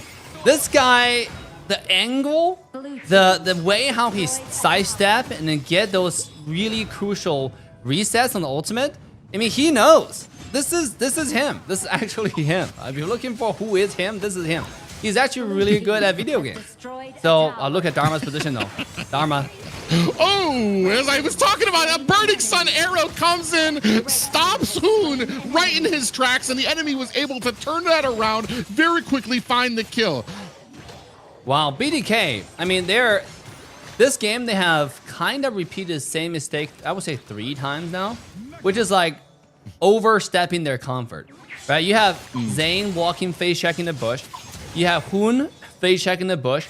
and it has punished him heavily, right? Right now, it's literally BTK jungler. I would just call him the Dream. You know, his name is Don't Live in the Dream, but I'll call him the Dream. You know, hard carry. Okay, never mind. Yeah, you're gonna call him. That is a huge mistake, and that is basically all on him because he face checked that bush. 3 members were in there. Big unbridled outburst comes out there. He is so slamming onto 2 members of BTK, Charm and MTS, trying to offset this. You can see Arshad backing up from that. Just as you were rizzing up the jungler, he goes ahead and face checks himself into a mid bush, and the entirety of Munchers laying in wait. Whoa. I would say, like, I also like the Osaragi. Osaragi, I mean, I want to see more of him coming up in a HoK NA community. This player has done really well. Same as the BTK jungler, right? I want to see him change the English name. Ooh, top side. Here we go. Yeah, big engagement comes out there. They're trying to. HoK comes in. Can you do it? For a little bit of Is a that push him? there. Oh, the damage with the annihilation comes out. Osaragi is down. Big props there. HoK with the sniper-like reflexes finds himself a kill. I swear they're listening to our chat, okay? I mean, I was just glazing Osaragi, who's like, I had enough, all right? I had enough of Dave talking good about the other team. I thought this was a challenger. I thought this was Arena. I thought Dave is on our team. Yeah, but, you know, when you face check Bush, you get trash talk. So, meanwhile, Osaragi didn't face check the Bush. However, HoK did pull up. That was a beautiful combo. Teleportation into the Matrix. The Matrix one-shot combo, right? Guys, you want to learn more about how to play Nuwa? That was a flawless combo. Make sure to go support HoK's live stream. And that's when you can see more of the top tier mid lane, sometime flex into jungle or marksman position due to the double position peak or rank format in Honor of Kings. Here we go. Yeah, Charm over there. I'm not sure if they realize that bush might be overtaken. Oh, goes into that bush. Oh, see, that makes me worry when I see things like that. They weren't very clear on what was in that bush. They didn't really have the vision. They go in there and you run into the tankiest member. Meanwhile, big engagement starting here. Looks like Dharma might be caught out black and to find himself a little bit of an escape from the side here. Armin looking for an angle, trying to get in there. Burning Sun arrow does miss wide. Pop-up lands. Charm gets caught there, and they decide against the engagement. Do the Munchers. Let's take a look at Arlie's farm right now, right? Arlie is sitting at full 3 items. Have the Eternity Blade as well. This guy can shred health like no other. So right now, it's not even the threat of the jungler anymore, because Arlie, the late game insurance, has definitely done a good job of farming. He's 8,000 gold, higher than anyone on his opposition. So it's about, if you don't kill Arlie, if you focus your energy onto this Coming, Arlie is gonna step up and, you know, just shred your entire team. Blue team has And what I've been wanting to see, I just really haven't, and probably because of the Arlie threat, is to connect and chain together some of this CC that you have on your team. You have the Burning Sun arrow, you have the Unbridled Outburst, you have pop-ups, you have all of these things that can chain into some great counter engagements from the side of Munchers, but they need to make sure that they're hitting the right target, and that's where they're kind of faltering. They're not able to find the right target because of this, I want to say, the MTS sitting up in front, and a great job by the rest of the team to kind of really hang back, get that poking in. Oh. Ooh, 2 members go in. Mobazane gets found out. 3 members back out there. HoK there with a little bit of a push on his own. You have the meteor shower coming down from the side of Munchers. No worse for wear. That's going to be 2 ultimates down for, actually, yeah, 2 ultimates down for the side of them. Oh, HoK finds himself. He's going to be able to find the kill on to the objective. MTS in trouble. Armin down. Another kill by the Kong Ming. Dharma comes in, is able to find the back line onto HoK, and they lock in. They are able to find Charm. Now turning this against BTK. Back and for 3 members up for Munchers, and it is just the Kong Ming alone and cold in a world without his teammates. 4 down for BTK, as it looks like Munchers able to turn that around. What a back and forth team fight that was, right? You have, like, first a beautiful steal from BTK on the Tyrant. I mean, is that a secure? Is that a steal? I don't know. It's like 50-50 on both sides. And it's just somehow the ultimate from HoK got it. But then, okay, with the Tyrant buff, BTK want to engage decisively, right? You do have the MTS jumping in with a flash. I mean, I don't think he used flash actually. He just jumped in, looking to engage on the back line. But there was a little bit missync from BTK. The rest of the follow-up wasn't there right away. And then even though there's a one-on-one trade here and there, it still turned out to be in the favor of Munchers. So good team fight from Munchers playing defensively and then turned into their favor. BTK, oh, let's take a look. Oh, Byron? An arrow. Big pop-up lands, taken down to about 25% health on to the back line. Does look like Muncher's able to disengage. A little bit of damage comes out. Hoon throwing some more pushing onto the back line, looking for an angle. And BTK, a little bit more formidable now as well. Like I said, unfortunate for the side of Munchers. Even when they got the advantage, they were able to take down about 4 members of BTK, but not really able to find that advantage on the map just yet. And BTK very quickly comes back and now doing their work onto the Shadow Overlord. Ooh, look at Zane is just shredding the Shadow Overlord here by himself. And that's exactly how it's supposed to do it, right? Rest of the team kind of getting position, looking for vision, and you have the highest damage, average damage dealer. Oh! Ooh, that would have been a bad mistake there for the BTK jungler on that Kong Ming. Just narrowly misses a Burning Sun arrow coming out there. And that looks like a missed opportunity for the side of Munchers. Big pressure coming on to the mid tower, still putting on. You can see that shield coming out from the Zhong Fei. Comes out, Meteor Shower is out. Is it going to be enough? It is not enough to save this tower. That's going to be the mid tower going down. Ooh. You also just have Succubus Cloak finished by MTS. This is going to be really tanky now. It's going to be hard for Xiao Xiao to do that damage. You can see right now the biggest damage, I would say, coming from Xiao Xiao, right, on the side of Munchers. Because you do have the consistent large damage from Osaragi, but the biggest burst that you have to worry about is Xiao Xiao's damage. And now MTS just taking care of it, right, with Succubus Cloak. Here we go. Another engage.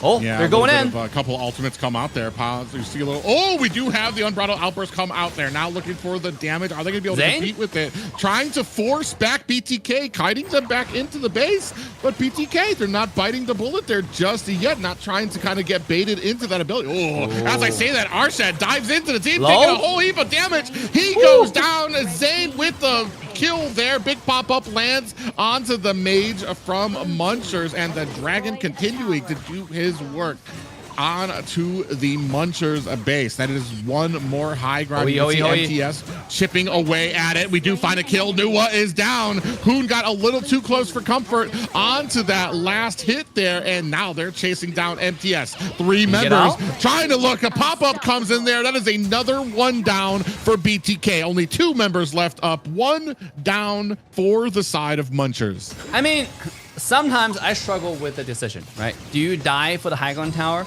Especially this last remaining high ground tower. Because you take that out, you get 1 more siege minion. So it's like, it's such a hard choice. Like, do I do it? Should I just like sacrifice myself for the greater good of the team? Maybe, yes, possibly. But if you do that, you risk losing Shadow Tyrants. However, BTK did secure it, you know, so they didn't have the primal bond, so they're able to take it pretty fast. Thanks to the fact they do have Kong Min and early. Yeah, and Kong Ming has been a big force when it comes to, especially here now, the damage that he's able to output. And yeah, when it comes to like some of those last pickups, when it comes to that last high ground tower, I feel like it just depends on where your team is at. That was a little risky when you have 2 players down and potentially you're going to bring that to a 3rd player down. Fortunately, they're able to go ahead, like you said, get that Overlord, be able to kind of immediately go in there. Charm goes in there. No worse for wears. Takes a little bit of that CC coming out from the Dharma pick. Oh, dives in deep there, Charm. I was about to say, I don't know if his team can close the distance quick enough to make an advantage out of that. Still deep in there. A pop-up lands. He was predictable. Goes into the bush. Now he might have bitten off a little bit more than he could do. Arse had a little bit of trouble there. A little bit of a knock-up comes in there. Zane finds himself a kill. Bean finishes 2 down on the side of Munchers. Continuing on this find, Byron finds himself a kill onto Xiao Xiao, and that is going to be the final nail in the coffin. BTK pushing their way into a series victory over Munchers. Whoa, that is going to be the first winner. They hold the arena featuring Team BTK. They took the $50. Now Munchers don't have the snack money any further. What do you think, Private? What happened to you if you lose your snack money? Well, it's a sad Sunday for you. You're not going to have any snacks for you to be able to watch the finals to see who gets that $200 as we move on to our next. We're going to be having the next series, our next contestants coming up to see if they can withstand what is possibly one of the stronger teams in North America. But a big thing I wanted to talk about is like what went wrong there for the Munchers. They had the CC on their hand. They had the game plan. It's just the formation of BTK was a huge issue for them. Keeping some of those big hitters, the Arlie in the background, to the point where you weren't able to start off by getting them. And once you engaged onto them, with Arlie raining down damage onto you, with the Kong Mean coming at every different angle into you, it was pretty much a wrap for Munchers. Yeah, I mean, Muncher did put up really good fight, just to show you that NA have some of the best talents in the world, right? For Honor of King, this competitive scene I'm already excited about. I think there's going to be a very, very exciting and also back and forth matches. This is only the first here tonight. We're going to tally up all the bounties each team accumulated. Make sure you have a mental note about Munchers. They pull up a great fight, but they failed the arena challenge today. They have many more chances in the future. We're going to come back in November and start doing more community events, so stay tuned for those. But we're going to take a quick reset to get ready for the next game. The next series, we do have BTK play against Team Nighthorde, a name that you are familiar with. One more time, Private, why don't you go ahead and explain the format for tonight's matches? So basically, BTK has earned themselves the right to run the gauntlet, either by strife from the viewers. There's a lot of you out there who said that you guys would be able to do this, be able to take down BTK. Here's your chance to root for them. Each team that can successfully win a whole series, a best of 3 series against BTK, will be able to go home with $50. By the end of the night, you, the viewers, you guys, yes, you will be able to vote, excuse me, vote on your favorite team that you would like to see BTK face tomorrow in a best of 5. Not based on anything more than what you would like to base it on. If I wanted to do it, I don't know how I would pick it, but like, it doesn't need to be on how you guys think they did here. It's on who you would like to see face BTK tomorrow. It will be a best of 5 tomorrow, and if a team manages to beat BTK, they will earn themselves $200. Yeah, absolutely. So guys, make sure to join the poll in the chat right now and then pick your favorite team. Obviously, you only see Munchers, so hopefully our next few series can finish in a 2-0 fashion. But anyways, we're gonna take a short break. Don't go anywhere. Share the live stream with your friends. Make sure to follow Private Dancer because he streams very, very frequently. And we will see you back in a little bit. See you soon. Don't go anywhere. Bye for now.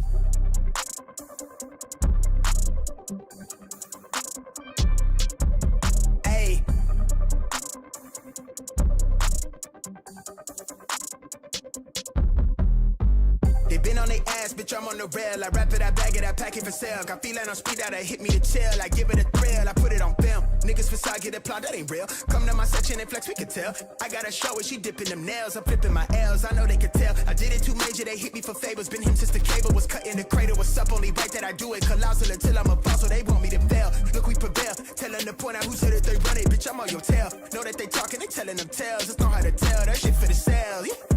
Hey, they talk like they got it, but they need to stop it. I'm leading with logic, my heartbeat is frosted. I seen it, got optics I needed from Shawty. She mean with the top and Italians. They need him a target, I'm dodging their darts, make them reach for the stars. I'm dumping, I'm forcing the pun off the runs. I'm moving with caution, I'm saucing my nigga is nothing.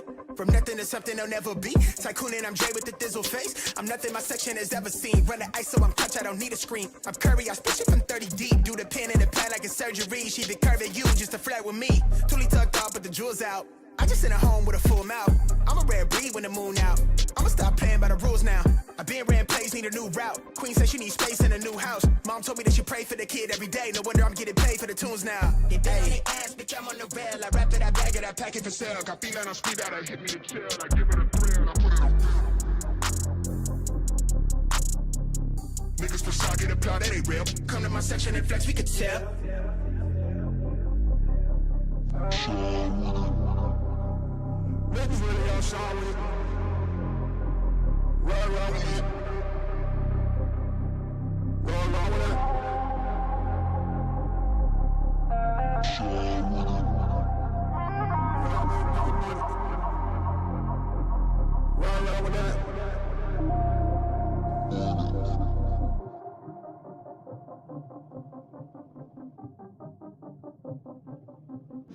This is me, I'm so royal, and you all wanna be round. Yeah, you all wanna be round. Round a champion, a champion. I got tons of soul on my true collectible. Famous, also famous, #1 desirable. I do what I want when I want and how I want it. Leave you with the one, and yeah, that's how I roll. I got change to throw, I don't care about no gold. Better, so much better, flipping incredible. Always on the show, so they know that I still got it. And I never feel sorry, yeah, to the world. This is me, I'm so royal, and you all wanna be round. Yeah, you all wanna be round. Round a champion, a champion. This is me, I still on it. Cause you all wanna be loved. Yeah, you all wanna be loved. But a champion, a champion. When I hear him come like my fuse and then ba-bum. Later, see you later, I'm about to blow this up. You can sing my song if you want, I know you want it. It's always kinda funny, yeah, cause I know I'm a superstar in the sky to lead you on. Haters gonna hate us, approve of how they love. They can bring me down, nah. They are jealous, a million my umbrella, yeah, they love me so. This is me, I'm so royal, and you all wanna be round. Yeah, you all wanna be round. Round a champion, a champion. This is me, I still on it. Cause you all wanna be loved. Yeah, you all wanna be loved. But a champion, yeah. All I wanna do is just say, you don't understand how I play.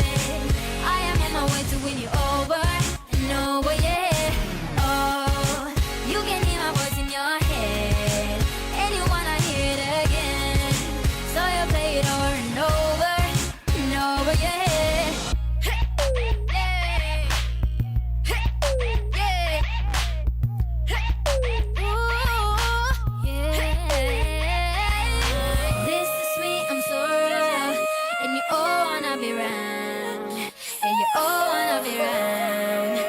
A champion, champion.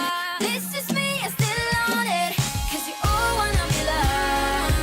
Yeah, you all wanna be loved. But a champion, champion.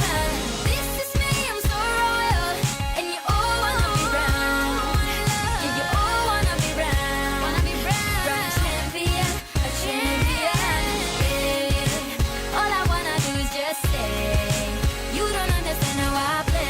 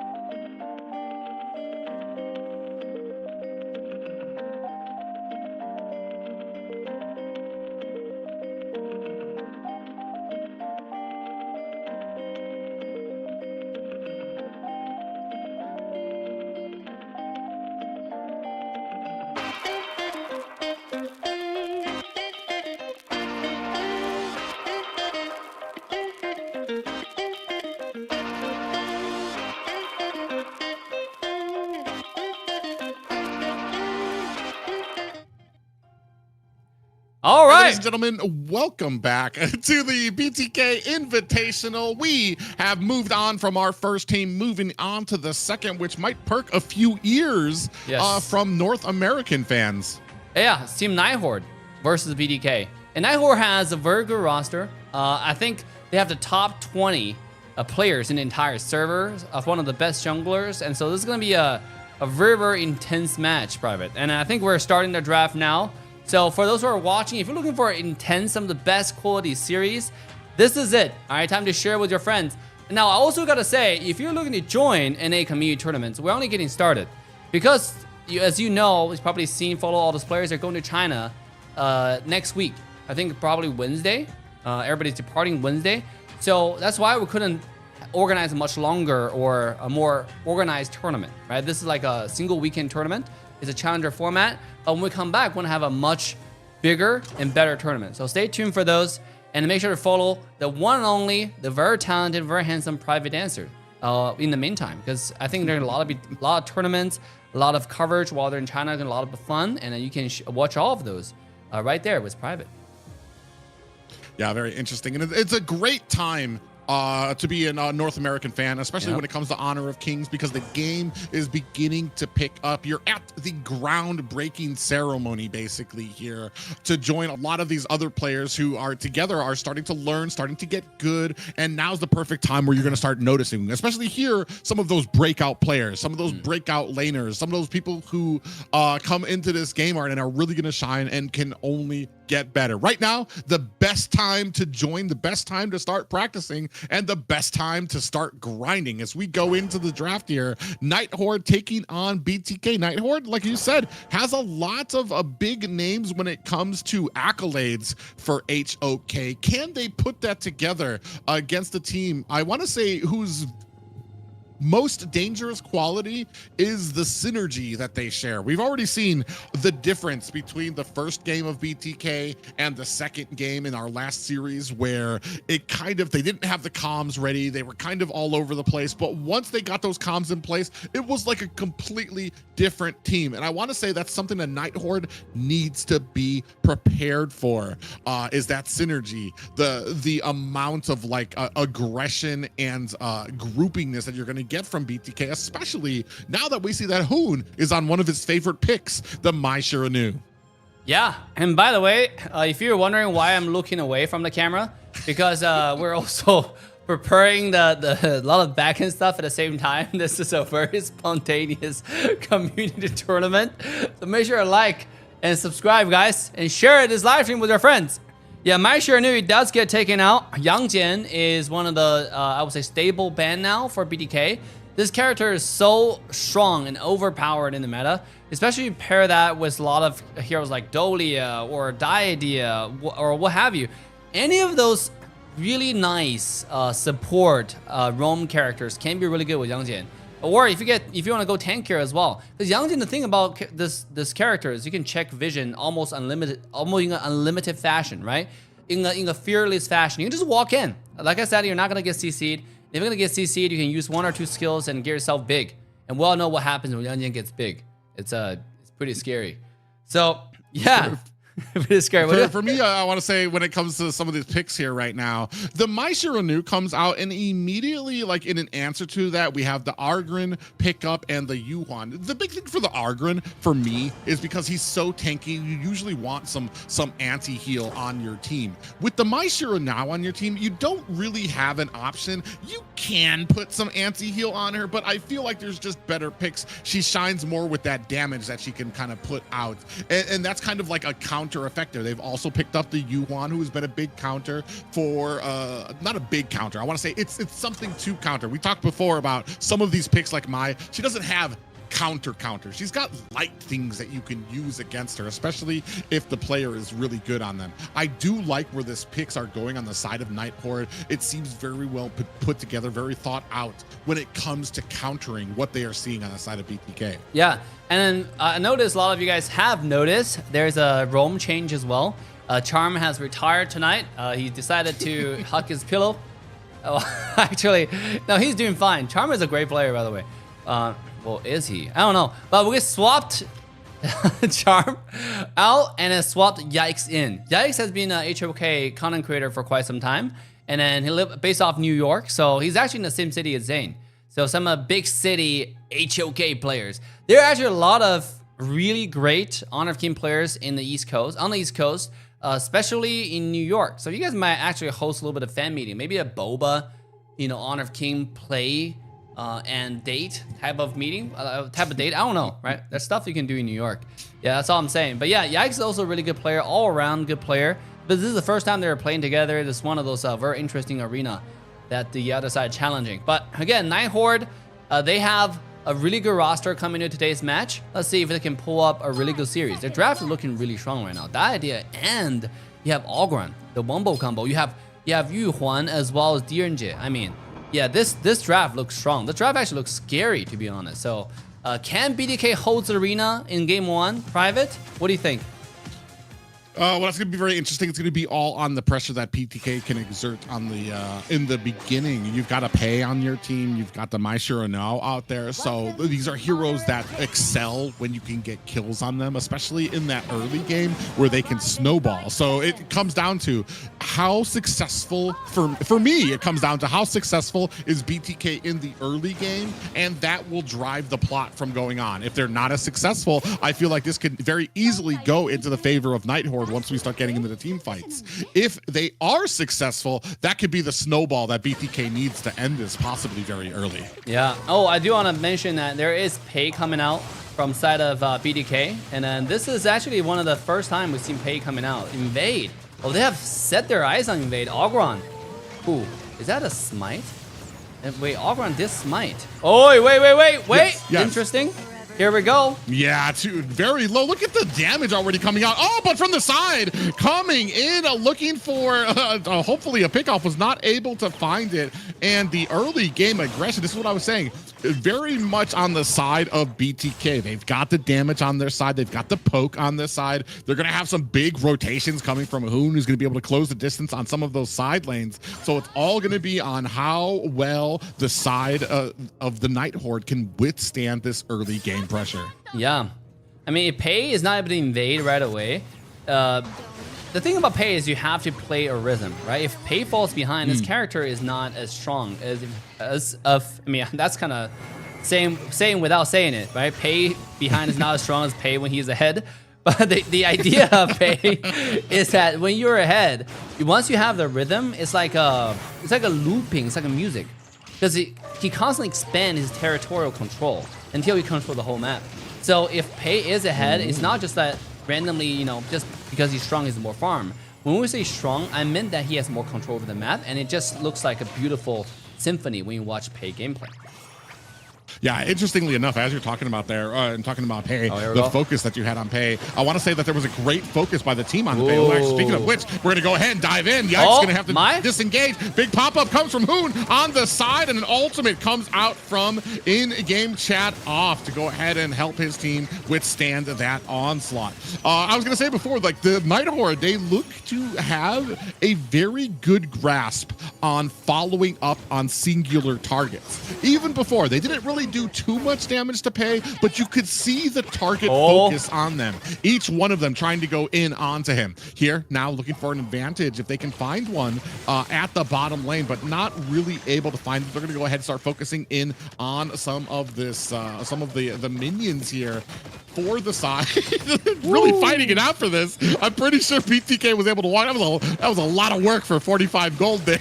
Yeah, actually, but they didn't even get it. DNJ got it. DNJ was able to use one of the cards and somehow secure it. That's the thing, right? When we constantly de-aggro the little lizard, I mean, the Spike Tail is gonna constantly heal, regenerate. And Spike Tail, one of the tankiest jungle neutral monsters. So that's why BTK is having such a hard time. But you know what? It's an A for the effort, right? But B for BTK. Yeah, B for BTK. As we see now, they're going ahead and continuing on the pressure at a mid. Still haven't seen too much. I want to say Ogren is one of those heroes too. Like it can be very scary depending on how these fights go. If you group up too much around him, you're going to have a big problem trying to face him because he's going to get more and more defense, more and more health back. Speaking of which, they're going to go ahead and try to sandwich around BTK, looking for an opportunity. Mobazane and Yikes getting cornered here, but they sense it. They back up. The rest of BTK comes in to help out with that, and you see the pressure starting to mount as Pei goes for the mid lane. Yeah, he does control the mid lane ahead of the Ogron. Now, you also seen Ogron pick to counter Pei's early game invade, right? Because Pei is really strong early game, but once you have Ogron, you can counter effectively. Speaking of counter, This might be a... Let's see who counters who in this team fight. Here we go. Oh, yeah, we're looking for the CC coming out. 10% health left onto this and looking for it. Ogren able to pick up the dragon. They're going to look for a fight here since they have that damage buff on there. Hoon doing his best to try to fend off with some of these attacks. Doing a great job poking, but it's just not enough. Especially now, you're starting to see it's starting to slip away as you move into the mid and late game. These picks like the Yuhan, these picks like the Ogren, they're going to start feeding off of each other, healing each other, getting that defense. Oh, yikes, almost got caught there with both of them. Oh, coming in there, big pop-up. Hoon's going to have to use his abilities to find an escape, but before he does, dishes out a little bit of a fan there. Big poke comes on, 80 from the side, not able to find a kill on that Renjin. You know, I rarely seen Hoon plays, just like you said, I rarely seen Hoon play Mai now. I think the reason for that is, like, in KMW, when they were trying to when they're training for Honor of King competitively, Mai really wasn't having the best win rate. Like, people would start picking like just utility mages, and it turned out to be doing better against Mai. But another thing is, like, I guess a lot of scenarios, a lot of time, it's just the team wasn't playing Mai's true potential. Because Mai's early game is strong all around. Mai's skills insane late game. His early game also really good thanks to the passive ability, right? You have multiple knockback, knockup, and slow. So, I mean, paired up with Pei, you're supposed to have more. Oh. It's less with BDK now.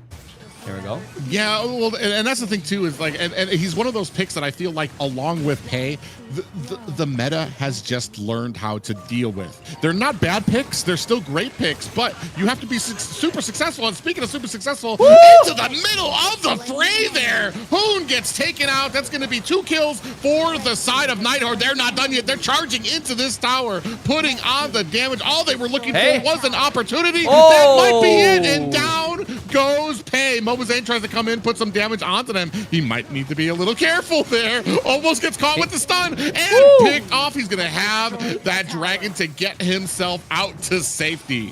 Whoa, the blood rage, early blood rage coming out from Ogron. That's really good. Right, that's really good coming out from Team Nighthorde. I gotta say, like, Nighthorde, this game, they showed the really strong synergy of Ogron and Didia, and they have played their game. They have played their cards perfectly. They finished the early game at 2 versus 3, and now one team fight, they take down 3 towers. That's really huge profit. Yeah, and I want to say, I can't remember, as I'm looking back on that, if Hoon dove in the middle of them. I'm not sure if he was hoping that he could catch all of them and his team would be able to follow up, but it was just a second hesitation. He went in there and it allowed Nighthorde to get the CC onto him. He wasn't able to kind of get away. Looking for an angle here now at the bottom lane. Ooh, you can see them going in. You're going to have to use that infinite fastness again. That's going to be an ultimate that is down for the side of BTK. In comes MTS on the Charlotte. Ooh, they come in there, find a stun there, goes in with the flash. Is that going to be enough? Big pop-ups land onto the side of Nighthorde, but they are pushing forward. Big tower damage does land onto them. Look on the backside. Look how oppressive they are. It's not just one of them. That is the entire team pushing forward while they take down that tower. Just what an organized team coming out from Nighthorde. Yeah, not only that. I mean, they're look at my... Yeah, he got one. Just talking about that. Hoon comes in with the flash, finds a pop-up, takes down one person there, almost wrinkled him down to 1. And meanwhile, look at top, doing some damage after the top tower here. Might be able to get it by himself. Byron coming on from the back end. Is he going to be able, pops him up. Will he be able to get away? Trying to put on the damage. Pei looking for an escape. Bounces off the wall, but here comes the Ogren putting on the damage. Big pop-up, and that is going to be a wrap. That's gonna be a wrap for sure, but BDK is now putting down pressure in mid. I mean, look at a trade, right? Yes, you have all the other towers on the bottom side being taken out in the favor of Nighthorde, but I would say BDK made the right choice of the split push. That split push gives them so much gold back. You'll take a look at a gold chart right now. You can see this actually looks like Bitcoin. I mean, you have like a huge, like inverted Bitcoin, right? You have to go into the red side. I mean, it's dropping, and now it's coming back up, right? Bitcoin is like going down now, so it's like the other way around. However, this is not a finance. This is not a finance channel. This is African Gaming channel.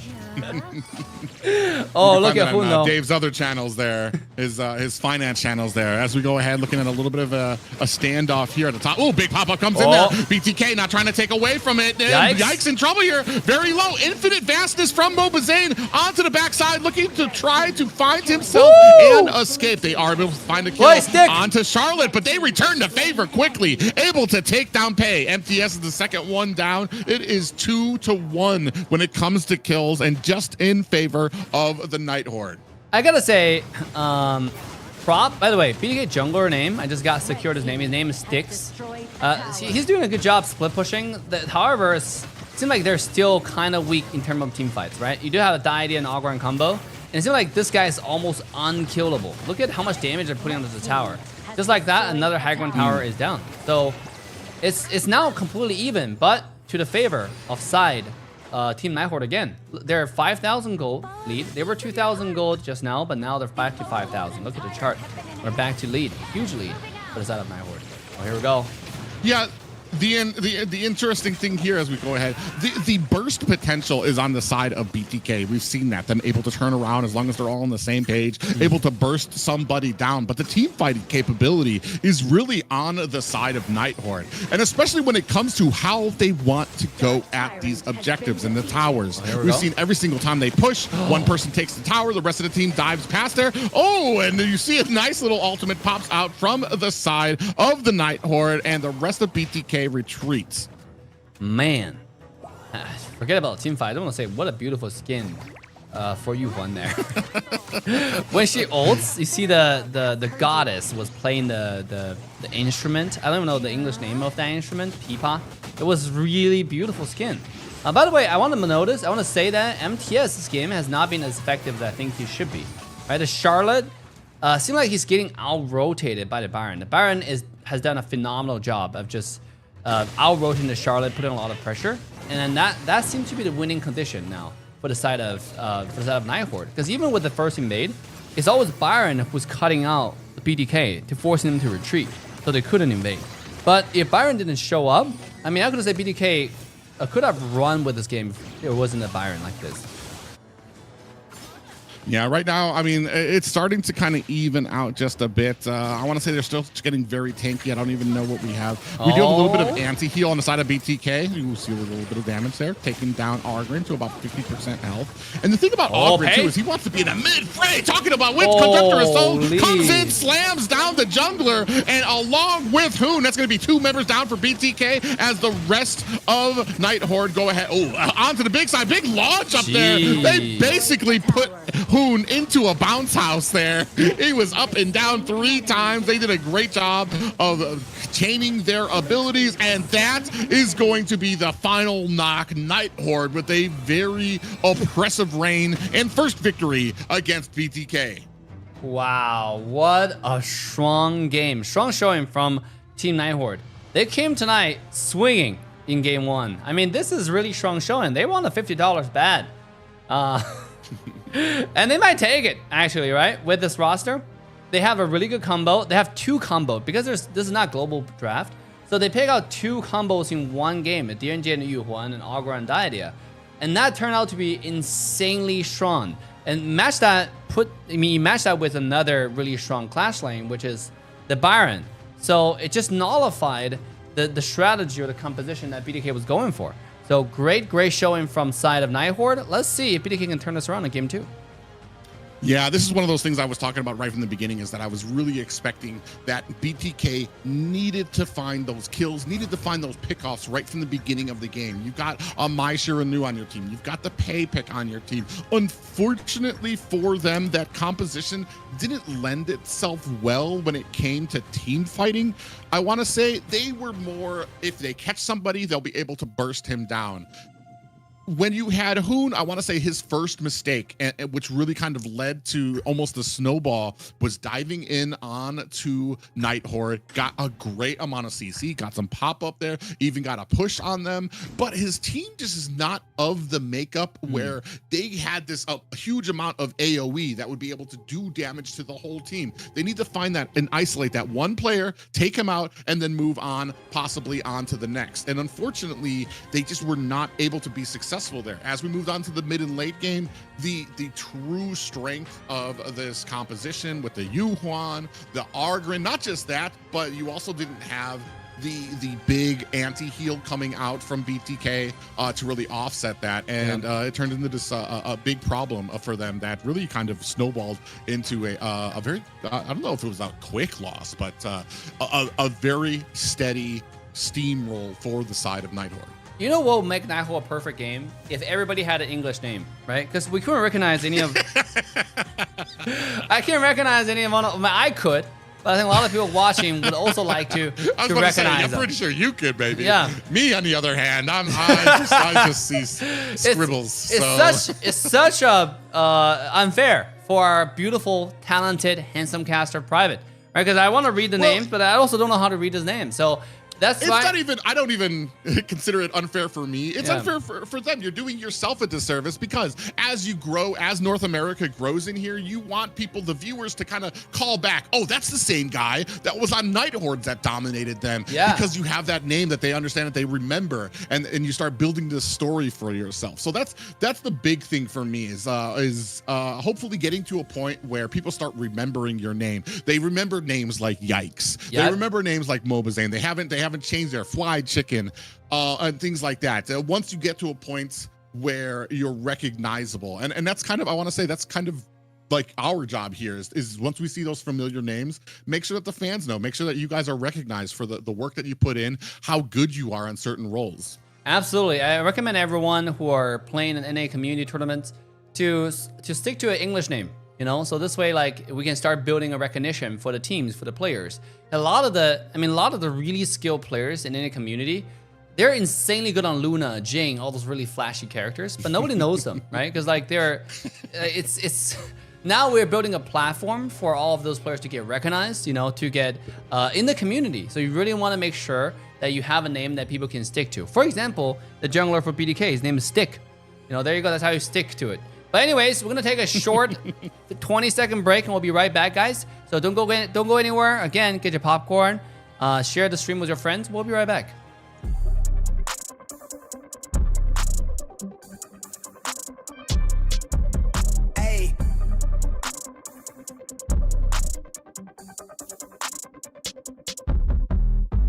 They been on their ass, bitch, I'm on the rail. I wrap it, I bag it, I pack it for sale. Got feeling on speed out, hit me to chill. I give it a thrill, I put it on film. Niggas facade, get applaud, that ain't real. Come to my section and flex, we can tell. I got a show where she dipping them nails. I'm flipping my L's, I know they can tell. I did it too major, they hit me for favors. Been him since the cable was cut in the cradle. What's up, only right that I do it. Colossal until I'm a fossil, they want me to fail. Look, we prevail. Tell them to point out who said that they run it. Bitch, I'm on your tail. Know that they talking, they telling them tales. Just know how to tell, that shit for the sale. Hey, they talk like they got it, but they need to stop it. I'm leading with logic, my heartbeat is frosted. I seen it, got optics, I need it from Shawty. She mean with the top and it's obvious. They need him a target, I'm dodging their darts, make them reach for the stars. I'm dumping, I'm forcing the pun off the runs. I'm moving with caution, I'm saucing my nigga is nothing. From nothing to something they'll never be. Tycooning, I'm Dre with the thizzle face. I'm nothing my section has ever seen. Run the ice so I'm clutch, I don't need a screen. I'm Curry, I spit it from 30 deep. Do the pin in the pad like a surgery. She been curving you just to flirt with me. Toolie tucked off, but the jewels out. I just sent her home with a full mouth. I'm a rare breed when the moon out. I'ma stop playing by the rules now. I been ran plays, need a new route. Queen said she needs space in a new house. Mom told me that she pray for the kid every day. No wonder I'm getting paid for the tunes now. They bang on their ass, bitch, I'm on the rail. I wrap it, I bag it, I pack it for sale. Got feeling on speed out, I hit me to chill. I give it a thrill, I put it on. Go. Welcome back, ladies and gentlemen. We are ready for the second match of this best of three. First match already going to Nighthorde. Familiar territory for BTK when it comes to these series. Is sometimes takes them a little bit in that first game to kind of shake off the cobwebs, understand what they are going against here. And I want to say, a little bit of a difference here because BTK's probably been so used to doing those worldwide bans that you can stick to the same hero. I don't want to say it's boring, but you know, it's nice once in a while to see the expansion of the roster, what all these different ones can do. But here it's a completely different strategy to face some of those heroes that some of these guys might be just really, really good on. Yeah, absolutely. And then speaking of the heroes that the player's really good on, like I said, the BTK jungler Stick is actually who has a Chinese name here that, you know, a lot of you guys if you can recognize. Yeah, the thing is, Stick is really good at Jing, like as I mentioned in a previous series. And then now Jing is getting banned. So, well, it's getting banned always. So he hasn't actually played Jing, which is so unfair because we want to see more Jing coming out, right? I actually want to see Jing. It's so not often you see Jing competitive. Whoa. But we gotta see who can play My Share Nui twice. Now paired up with an Ogron. Yeah, paired up with an Ogren. Not just paired up with an Ogren, but on the opposite side, we have the Liang. I'm not gonna lie. If anybody's watched my stream, he is basically my #1 banned hero. I feel like he just counters everything. He's got so much CC into his kit. His ultimate is CC. His second ability is CC. He slows. He basically counters everybody, and he's so easy to play. So here, and that's going to be a big problem for Hoon if this Liang is going to be able to focus. As soon as Hoon comes in, boom, locked him down. We're going to see if that's going to be how this plays out. Yeah, and you have Zhang Fei being taken out. See, the thing I was thinking about what Guan Yu was being banned by the side of Nighthorde initially, but that it all makes sense. For those who did not know, Guan Yu is one of the standard picks when the opposition has Zhang Liang, because Guan Yu has a lot of ways to cancel the ultimate. When people have Liang, your #1 goal is, okay, well, can somebody go tank that Liang's ultimate? Can somebody poke Liang where we just kill him, right? Or if Liang get a key ultimate, is there someone there to disrupt? Either push enemy away or straight up just cancel Liang's ultimate. That's why Guan Yu is always used as a counter character. So in this case, it got banned right away. Now, it's going to be Princess Frost ban coming up on BDK side, knowing that you do have the Liang already. So we know the standard combo is Liang and Princess Frost. But it doesn't mean Liang couldn't combo with anyone else, right? You can literally combo Liang with anything in this game. You have Liang, Princess Frost, you have whose name got changed to Wang Zhaojun now. Liang, Gan, and Mo, and speaking of that, who just got banned. And now we're gonna have Pei one more time? Is that for real? Okay. Wait. Yeah, and you're right too, especially when it comes to things that pair well. Lady Shen is another one that can go well with Liang as well, that really capitalizes off of the slowness that you already get from it. They're really kind of trying to decide here, trying to get, and this is the thing. What they had in their last composition, this looks like a shade of their last composition. They've got a lot of mobility, a lot of ability to kind of latch on to somebody and absolutely delete them. But what they have now that has changed is they have a very heavy front line in the Ogren, in the Zhang Fei, where you've got the ability to hold down the enemy, or at least let them expend their abilities on you, some of those CCs, some of those stuns, onto the front line, while the back line comes in after that and hammers down on them. Now, another there it is. Ooh, Princess Frost wasn't banned. Smart thing that I noticed coming out. By the way, why was Dolia banned? I think there must be a misban over there, because you already have Liang being picked. So I think the intention was Frost and Ganemo, but I mean, nobody messaged me, so we don't know that. Maybe they got confused by the haircuts. Maybe BDK wasn't just like too confident. Yeah, we're gonna give them Frost. Who cares, right? Who cares? You know, someone named Who is gonna say, "Oh, I care." Who cares? Anyways, but if you think about BDK draft, they actually swapped out. Initially, it was going to be the Ogron jungle, but they swapped it out. And now you have the Ogron go into the Clash lane, played by MTS. The jungle now is Koming again. The reason for that, again, is for those who are still learning Honor of King, is Agudor is actually a very good counter for someone like Ogron. The fact of the reason why that is because Agudor is really good at kiting. If he comes in, he throws ultimate and he dash away. Not only that, he's bear and all the small minions start beating you down, right? So it's just a really good counter. And that's why Agudor is being picked in this scenario against Ogron. So I never seen MTS play Ogre Clash Lane. This might actually, it's a smart decision, but at the same time, is it a good decision? We shall find out in the game private. Yeah, it comes down to that the age-old questions when you're is this pick a good pick because you're able to play it in your lane, or was our focus solely on taking that pick away from the enemy? And sometimes merely taking that away from the enemy is not enough. You need to be able to handle it. And we'll see how well. MTS really hasn't disappointed me yet in that Clash lane. The big thing for me, though, is when you're talking about being able to kite the Ogre, you've also got two heavy magic users with a lot of AoE, with a lot of stun that can put on a lot of that anti-heal to really kind of counter the Ogre as well. So it's going to be very interesting to see if we can really use him to that full potential. But there's other great answers on the side of BTK too. Whoa, look at the early game trade already. You know, I gotta say the pet, how the good players are using it. They like to start off by summoning the pet right away. Like there's not, ooh. Yeah, we're talking about that CC already. You see HoK getting caught on that, trying to make the escape. Immediately gets caught by the CC of the Liang and almost beaten down. Is going to have to go back, find a quick way back to base. Oh, but look at, you do have level 4 Kongming coming to bottom side now with Lone being low. It's going to be like one of those really good gank. Let's take a look. Yeah, you can see here, Yike's going to come up into the front there. They're looking for... They're coming up, and you can see here now, the Kongming coming in. He's going to put some damage onto there. Just narrowly miss getting that pop-up, getting that damage onto 80. He's able to find the escape. In-game doing a great job of kind of trying to be that shield up at the forefront. And Yikes and the rest of BTK going to go ahead and make their rotation down to mid lane. By the way, what do y'all think about the newly reworked Agudor, right? Oh, wait. HoK. Yeah, you can see here, Yikes comes in there. HoK on the side there looking for some damage there. Yikes in trouble here, getting slowed down, and a big pickup there for the Princess Frost. Ooh, coming on in, catches himself a fan for his efforts, courtesy of HoK. That's going to be a first blood for the side of the Nighthorn. They're being very impressive here.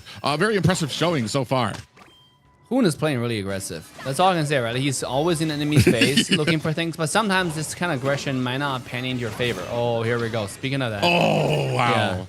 Yeah, and you were just talking about that. It might not pan. He dives in, bites the bait for the Princess Frost, but does not know that the Liang is hiding in the bush and almost got CC'd. That would have been over for HoK if he would have got caught there. But thankfully, the gods, the HoK gods, were smiling on HoK. He was able to find his escape, and he's going to continue doing HoK things with this aggression, moving on towards the bottom. 80 in a little bit of trouble here. Yikes comes in, finds himself a pop-up. You see HoK looking for an angle.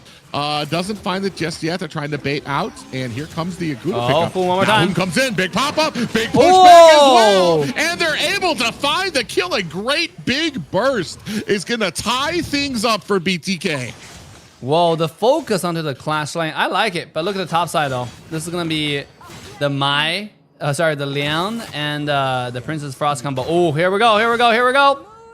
Yeah, it depends on how they're going to try to get this engagement onto him. I want to say you kind of got to come at him one at a time. If you try to group up on an Ogren, I feel like that just really kind of serves his purpose of his kit being able to get a lot of that regen. Thankfully, Ogren was able to kind of see that and back up. Yeah, but back to now we have calmed down a little bit in the battlefield. Oh, here we go. Not calm down. Sorry, it's over. It's not over. Calm down. You're talking about a team that HoK is on, and just like that, Princess Frost able to lay down the damage. That's going to be a Kong mean down. Wait, one more. And now trying to set up this big pop-up, looking for the damage, and that is going to be one down for the side of Nighthorn. BTK very quickly able to answer back, and you're talking about it, the double-edged sword of HoK, his aggressiveness, but it is starting to pay off here. Yeah, for sure it is paying off. I mean, this guy, he's pulling up. I mean, this is actually a HoK 2.0, right? Not the HoK who face check bushes, but the HoK who actually solo carry. Oh, wait, top side, MTS. Can't get away. Yeah, MTS. Yeah, is he going to be able to get away? He's in that bush. Yeah, I don't think he really was expecting there. Aguda comes in there, checks the bush, and that's going to be a man down for BTK. But a nice solo kill there for MTS. We were wondering how well this Ogren would be able to kind of play into this composition. We're still at the laning phase, so we really haven't done too many great, like, big team fights to see how well and cohesive the BTK composition can really come in the fold. But right now, the poking, the rotations, BTK is doing a very great and tight job of it. Yeah, but back to my glaze on Hoon, right? Like, Hoon is doing a really good job. He actually, I mean, he engaged just now to counter-engage, try to cancel Liang's ultimate, which he did. But sadly, the froze from Princess Frost are already connected. Or should I say Wang Zhaojun, right? So that's why the jungler died, Mr. Stick. But at the same time, he is able to immediately turn that around, hiding a bush, and then just sync fast and sync slow, right? Calm, making the right decision, and also making a fast decision. So good job on Hoon. Let's see if he can continue to pull up, because right now in this specific game, Hoon is probably the ideal candidate to cancel ultimate. Oh, Liang just teleported. Seems like it all comes in immediately. Can you do it? Yeah, Eddie actually in trouble here. Is going to have to use that infinite vastness to find himself and escape. But speaking of which, actually might be a little bit of problems there as they find a double kill. 2 kills down. A Princess Frost is down, and plus the jungler, Lung, 80 is down as well. That's going to give an opening space for BTK to go ahead and start putting some pressure onto that top tower. You know, BTK actually find a really solid and really good strategy this game. Okay, well, just when I was saying try to glaze the entire BTK, they find a really good strategy and they're running with it, right? Their strategy this game is basically just let's focus on any lane that Zane is part of, right? So if Zane goes bottom, let's send our jungle and mid bottom. If Zane is top, let's send our mid and jungle top. If they're just playing one side and then the side is whichever side Zane is on, is paying dividends for their team, right? They have found a rotation strategy that's working out for them, despite the fact the enemy team does have Liang and Princess Frost. Even when you have a Princess Frost and Liang, they're supposed to open up the mid. They're supposed to initiate first. But right now, it's BTK putting their enemy behind. So really decisive moves from BTK. Even though they don't really have their main roster, I think they're doing pretty well holding down the arena. Yeah, for me, the big problem too on this when it comes to the composition of the Night Horde is there's nothing when it comes to this formation of their composition. There's nothing that separates the front from the back line, which gives Hoon immediate access to the entire team. They actually might be trapped here. 3v3, and they're looking for infinite fastness. Comes out there, big freeze on the Hoon. He's gonna have to find himself and escape. Princess Frost goes down, and then the Loom. Not long for this world. In game is the next one on the docket. Only 2 left up for the side of Night Horde. Wow. This is literally a trap on a trap on a trap, right? For Night Horde, they thought they were trapping BTK. BTK thought they were trapping alone. And then Night Horde thought they were trapping MTS. And it turned out the entire BTK was there. So it was like 3 layers of trap. It turned out to work out in BTK's favor. So this is probably one of the best games in tonight's challenge series. Private. I think it's really good to watch. And they're doing just a great job when it comes to kind of sending in those big the Ogren, sending in Yikes on the Zhang Fei to come in first to try to tank a lot of those abilities, tank a lot of the CC and the freezes before they go in. And that's kind of the problem. There's no front line for the side of Night Horde. There's no way to separate the front and back line. It's just as accessible all around the map, which is having Hoon with a great field day to just get access in there. Right now, you see like a big power word goes on to Zhang Fei, but that's the wrong target. That's not who you want. He's so tanky. Jumped in. He's going to be able to resist that. Speaking of, he's tanky, but not against 5 players. So they are eventually able to take him down, and that's going to be a tank down for the side of BTK. I'm going to expect them to kind of back up a bit, maybe not be as aggressive. I mean, that was quite interesting of Yikes. First, he ulted, nullified a lot of the skills, the combos from Liang. We're talking about that. And then he's completely fine. You know, he made the Night Horde feel like, But then Yikes like, yeah, but I lived too long. he just went in. I've grown too old. I've grown too old. Decided to throw that all away and meet the darkness head on. He said he wants to die on his terms. Yeah. Goes in, dives back into the team, and gets taken out. That was very interesting too to me. So I was like, he looked like he had the escape. Ooh, sandwiched in between two members. Yeah. He comes in, puts some damage out there. I don't know what he wants to do here. Mulan. Throws down the ultimate. He is going to be taken down. I was kind of wondering. I'm like, I don't know what the plan is here, but that's an Ogren you're throwing some damage at. A very, very interesting thinking process there coming out from Yikes. I can see where he's coming from. You know, you're absolutely right. He wanted that on his own terms, like Wolverine last episode. Right? That's literally what it was. He had too much. But yeah, I mean, it's a fun match to watch. On top side, MTS mega caught here. The flash. Oh, that was close. And he's it's a great. I want to say a great job by MTS too. He's kind of up there. He's poking his face in just enough to let them know he's there. Give him like the aggro from them while the rest of his team is going ahead and putting the pressure on. Oh, we do have an unbridled outburst. Right down the middle gets frozen. Yikes was put into a coma underneath that tower with all the CC that came out. Princess Frost, Lung, the Liang over there. And now they're going to have to use, in-game's going to have to use that flicker. Ogren comes in. MTS with the Conductor of Souls finds himself a kill 6-11 in favor of BTK. Ooh. That's a costly mid-tier 1 tower, to be honest. I mean, just now, I think Yikes, he played Faye really aggressive. You like to see that? You like to see aggressive Faye, but at the same time, Zhang Fei. I want to say Faye, I didn't mean Fade. I mean Zhang Fei, by the way. He might be a little bit too aggressive with the positioning, right? And it has proven to be problematic, I would say. But at the same time, it also paid profit for BDK. And they got mid-tier 1 tower. They got bottom tower. They also got 1-2 trade. So right now, let's see more aggression from BDK on the blue side jungle. Oh, here we go. I want to say the only real surprise is how quickly they were able to burst him down. Ooh, just able to get out of there.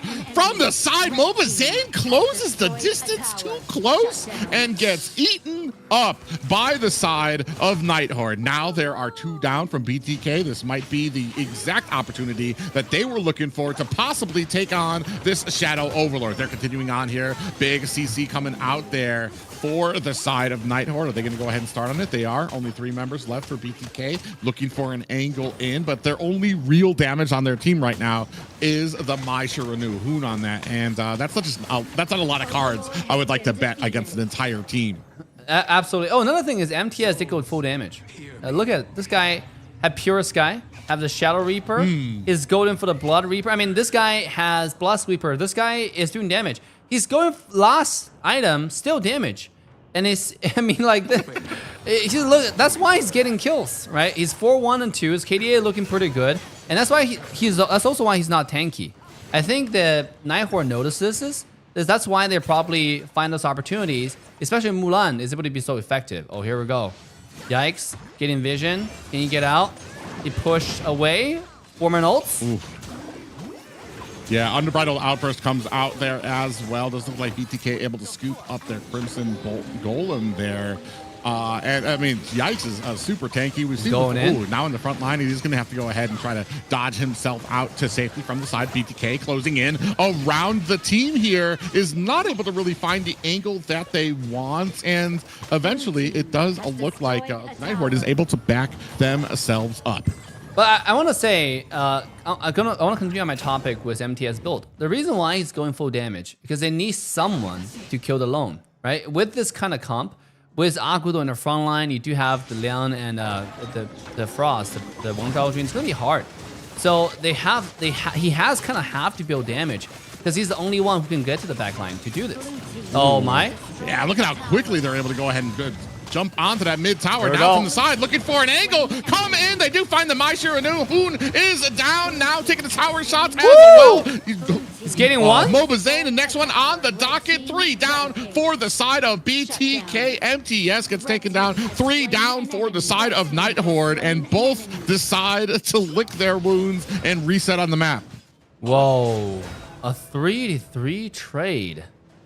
Wow, what a what an intense game this is. Let's take a look at a farm chart. Without Overlord, it seems like Night Horde has evened up the entire game. At the same time, right now, it's still the question is still how to get the loan. Right, you can see that Ogron is doing a phenomenal job. Right, MTS just now he got to the loan and is able to kill him, but can't. The trick here is, can you kill the loan without dying, right? It seems like every time he goes in, he poses a huge risk. You have to go in, find a loan, and he has to die for it. So I think more than loan now, it's actually the Mulan. How do you take care of this Mulan right here? Oh, here we go. Oh, you notice someone is in here.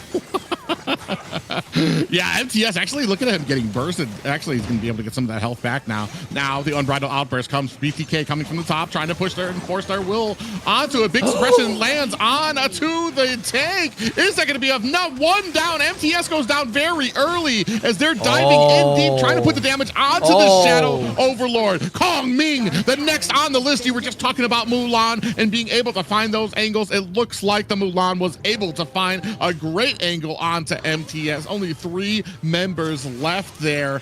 BTK struggling to try to get this offense, this defense for their tower from the side. Looking from the marks that comes in there. Look at the damage coming down. Mobazane got shocked and he is dusted down for the count. Knockback on to the tank. He's gonna have to get away. Yikes, in trouble here. Can't do it. He gets taken down as well. You would have thought he was a mage with how quickly they were able to burst him down. Now looking to put the finishing touches. This is gonna be a $50 for the beating of BTK here. Night Horde go home just a little richer. Just a little. I like how you. Yeah, they did go home just a little richer. I mean, well, with the $50, more than $50, it's the honor and then the pride of beating the arena tonight against BTK, right? Just show you there are a lot of talents in North America server. The thing is, though, you really have to update the name so we know who is playing. Guys, if you're watching between Night Horde and Muncher, who do you want to see play tomorrow? Pick your vote, right? Pick your vote now. Let me see the results. Let me see who do you support more to play in tomorrow's showdown. I see a lot of people supporting 7X as well. But yeah, this was a great series. Although that, I would say the Night Horde took the win, take the dub there. BTK put a really good match in game 2. What do you think?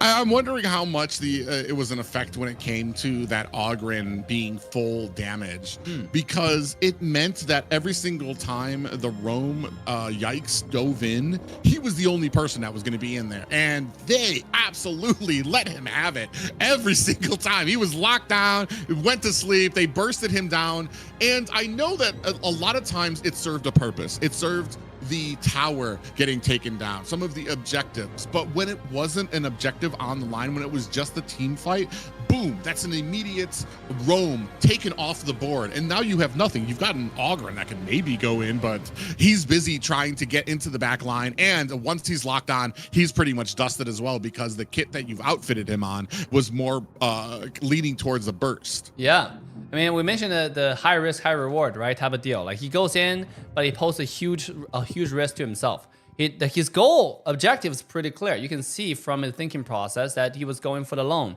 It's really difficult. It's really just difficult, especially when you go against the synergy, the very insane synergy of the Liang and the Frost, right? Or should I say Wang Zhaojun? For those watching the chat. Well, all right, guys, that will be the second series. So far, BTK, I would say the win-loss is 1-1 tonight, right? We'll take a quick break and we'll come back with some updates. If you're watching and you like the matches so far, make sure to like, subscribe, and turn the bell on all notification bells. Make sure to follow my boy Private Dancer. He's a upcoming star in the Honor King community. I like facial expressions. Anyways, we're gonna take a short break. We'll be right back.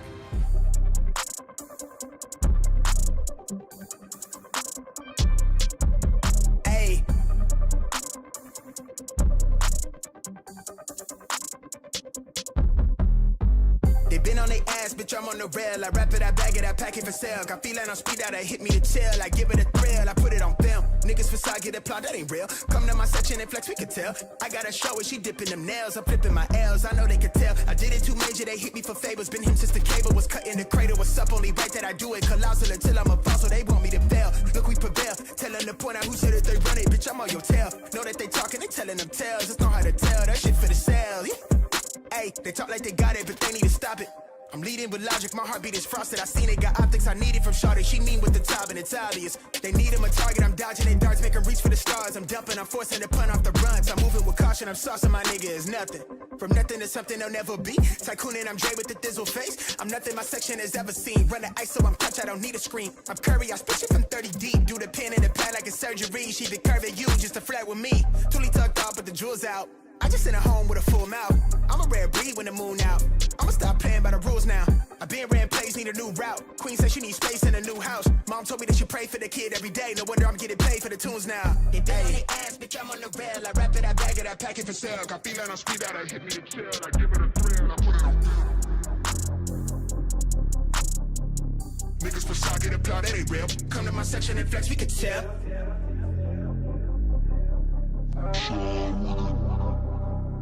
Niggas really outside with it.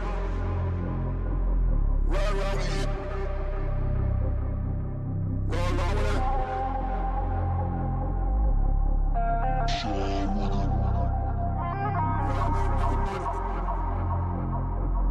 Roll with it.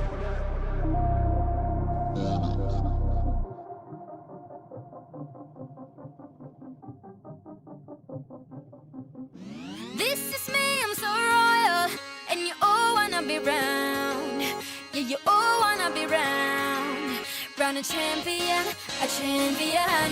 I got tons of soul, I'm a true collectible. Famous, also famous, #1 desirable. I do what I want when I want and how I want it. Leave you with the one in yeah, that's how I roll. I got change to throw, I don't care about no gold. Better, so much better, flipping incredible. Always on the show, so they know that I still got it. And I never feel sorry, yeah, to fuck the world. This is me, I'm so royal, and you all wanna be round. Yeah, you all wanna be round. Round a champion, a champion. This is me, I'm still on it. Cause you all wanna be loved. Yeah, you all wanna be loved. But a champion, a champion. When I hear him come like my fuse and then ba-bum. Later, see you later, I'm about to blow this up. You can sing my song if you want, I know you want it. It's always kinda funny, yeah, cause I know I'm a superstar in the sky to lead you on. Haters gonna hate us, approve of how they love. They can bring me down, nah. They are jealous, a million my umbrella, yeah, they love me so. This is me, I'm so royal, and you all wanna be round. Yeah, you all wanna be round. Round a champion, a champion. This is me, I'm still on it. Cause you all wanna be loved. Yeah, you all wanna be loved. But a champion, yeah. All I wanna do is just say, you don't understand how I play. I am in my way to win you over and over, yeah. Oh, you can hear my voice in your head, and you wanna hear it again. So you play it over and over and over, yeah.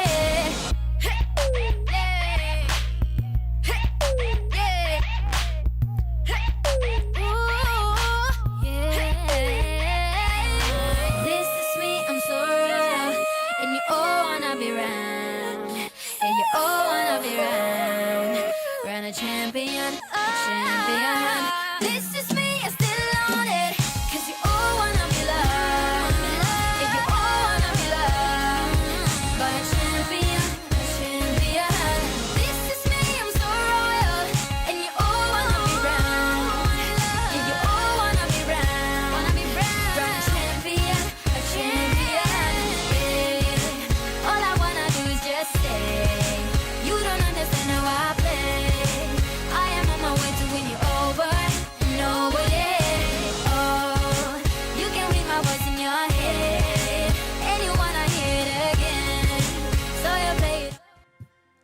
Ladies and gentlemen, welcome back. Thank you so much for your patience. I have the unfortunate job of giving you the news. There is an emergency with one of the players with BTK. So that will conclude the matches for tonight, but that doesn't mean we won't have these amazing matches for tomorrow. Dave, how do you feel about the matches that happen tonight? Oh, I feel like today's matches are pretty good, especially the last game. The last game could have been the 3-game series, but there were like few dives from the ferocious yikes on a Zhang Fei, right? I mean, that didn't work out in a BTK's favor, but it could have worked out. I mean, if I'm in his shoes, I can kind of understand what he was thinking. It just didn't work out, right? So nonetheless, it was a good series. And then I gotta say, game 1, full 3-game series. So show you, and they have a lot of talents. Make sure to follow all those players, follow the caster. We're gonna have a lot more community events coming up, so stay tuned. Yeah, some exciting matches here that happened already, like I said. And this can only show just how much team play and synergy comes into play, understanding the person that's next to you. But not just that, it also kind of opens up the door that there's all these amazing players that can come in. They can get that shock. They can get that surprise, even on some great teams here. So it could be anybody's game, and it could be yours if you guys want to grind and practice and get up to a point where we can start featuring and you can compete in some of those opens. Maybe it'll be your name up there when it comes to a KMW next year. Yeah, absolutely. And guys, remember to vote. Tomorrow we're gonna have more matches. We might have to change the format slightly to give more team a chance to play again. Because today we didn't get to finish all 4 arena challenger match, right? It is the first community tournament here on this channel, so we're excited about it. But we only have 1 weekend, and then the players are ready, are gearing up for China trip right now. So a lot of stuff they're preparing and a lot of stuff going on behind the scene. I think a few players, the reason why, you guys are asking why, Chicken, our best player, couldn't play. Some of them are traveling as well, so they're not available. I think Hoon is also leaving in a few days to somewhere else, so he couldn't be in China a little bit earlier with the rest of the team. But it's going to be a really fun trip to China. So stay tuned, and then it's going to be a really fun for entire BTK. Watch out for those vlogs, those shorts. So with that, that's gonna be it for us tonight. Thank you all for coming. Make sure to follow my boy Private Dancer to the other side of me. Yeah, kind of just realized this is not a mirror. But yeah, so make sure to follow Private Dancer right here. And then find his social on Twitch, on YouTube, as well as... Private, what's your Instagram? Do you even use the Instagram? Private Casts NA is my Instagram. You can find me on there as well. And yeah, great nights. We'll hopefully see a bunch of you guys again tomorrow to continue this exciting action. All right, have a wonderful night. We'll see you all tomorrow. Bye for now. Bye for now. Bye for now.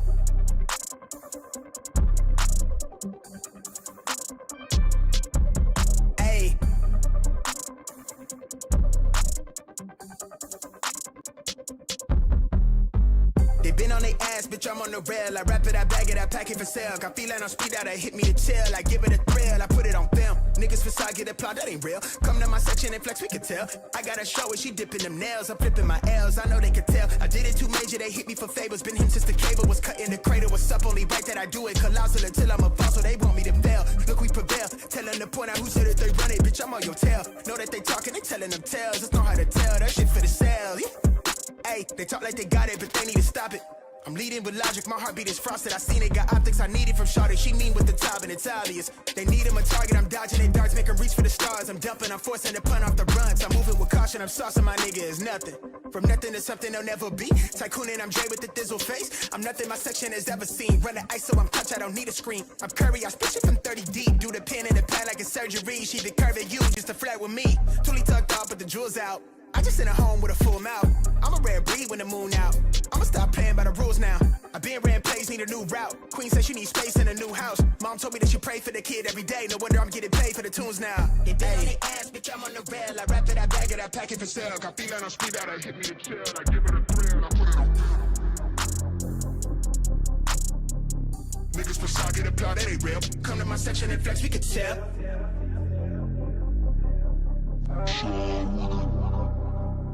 Niggas really outside with it.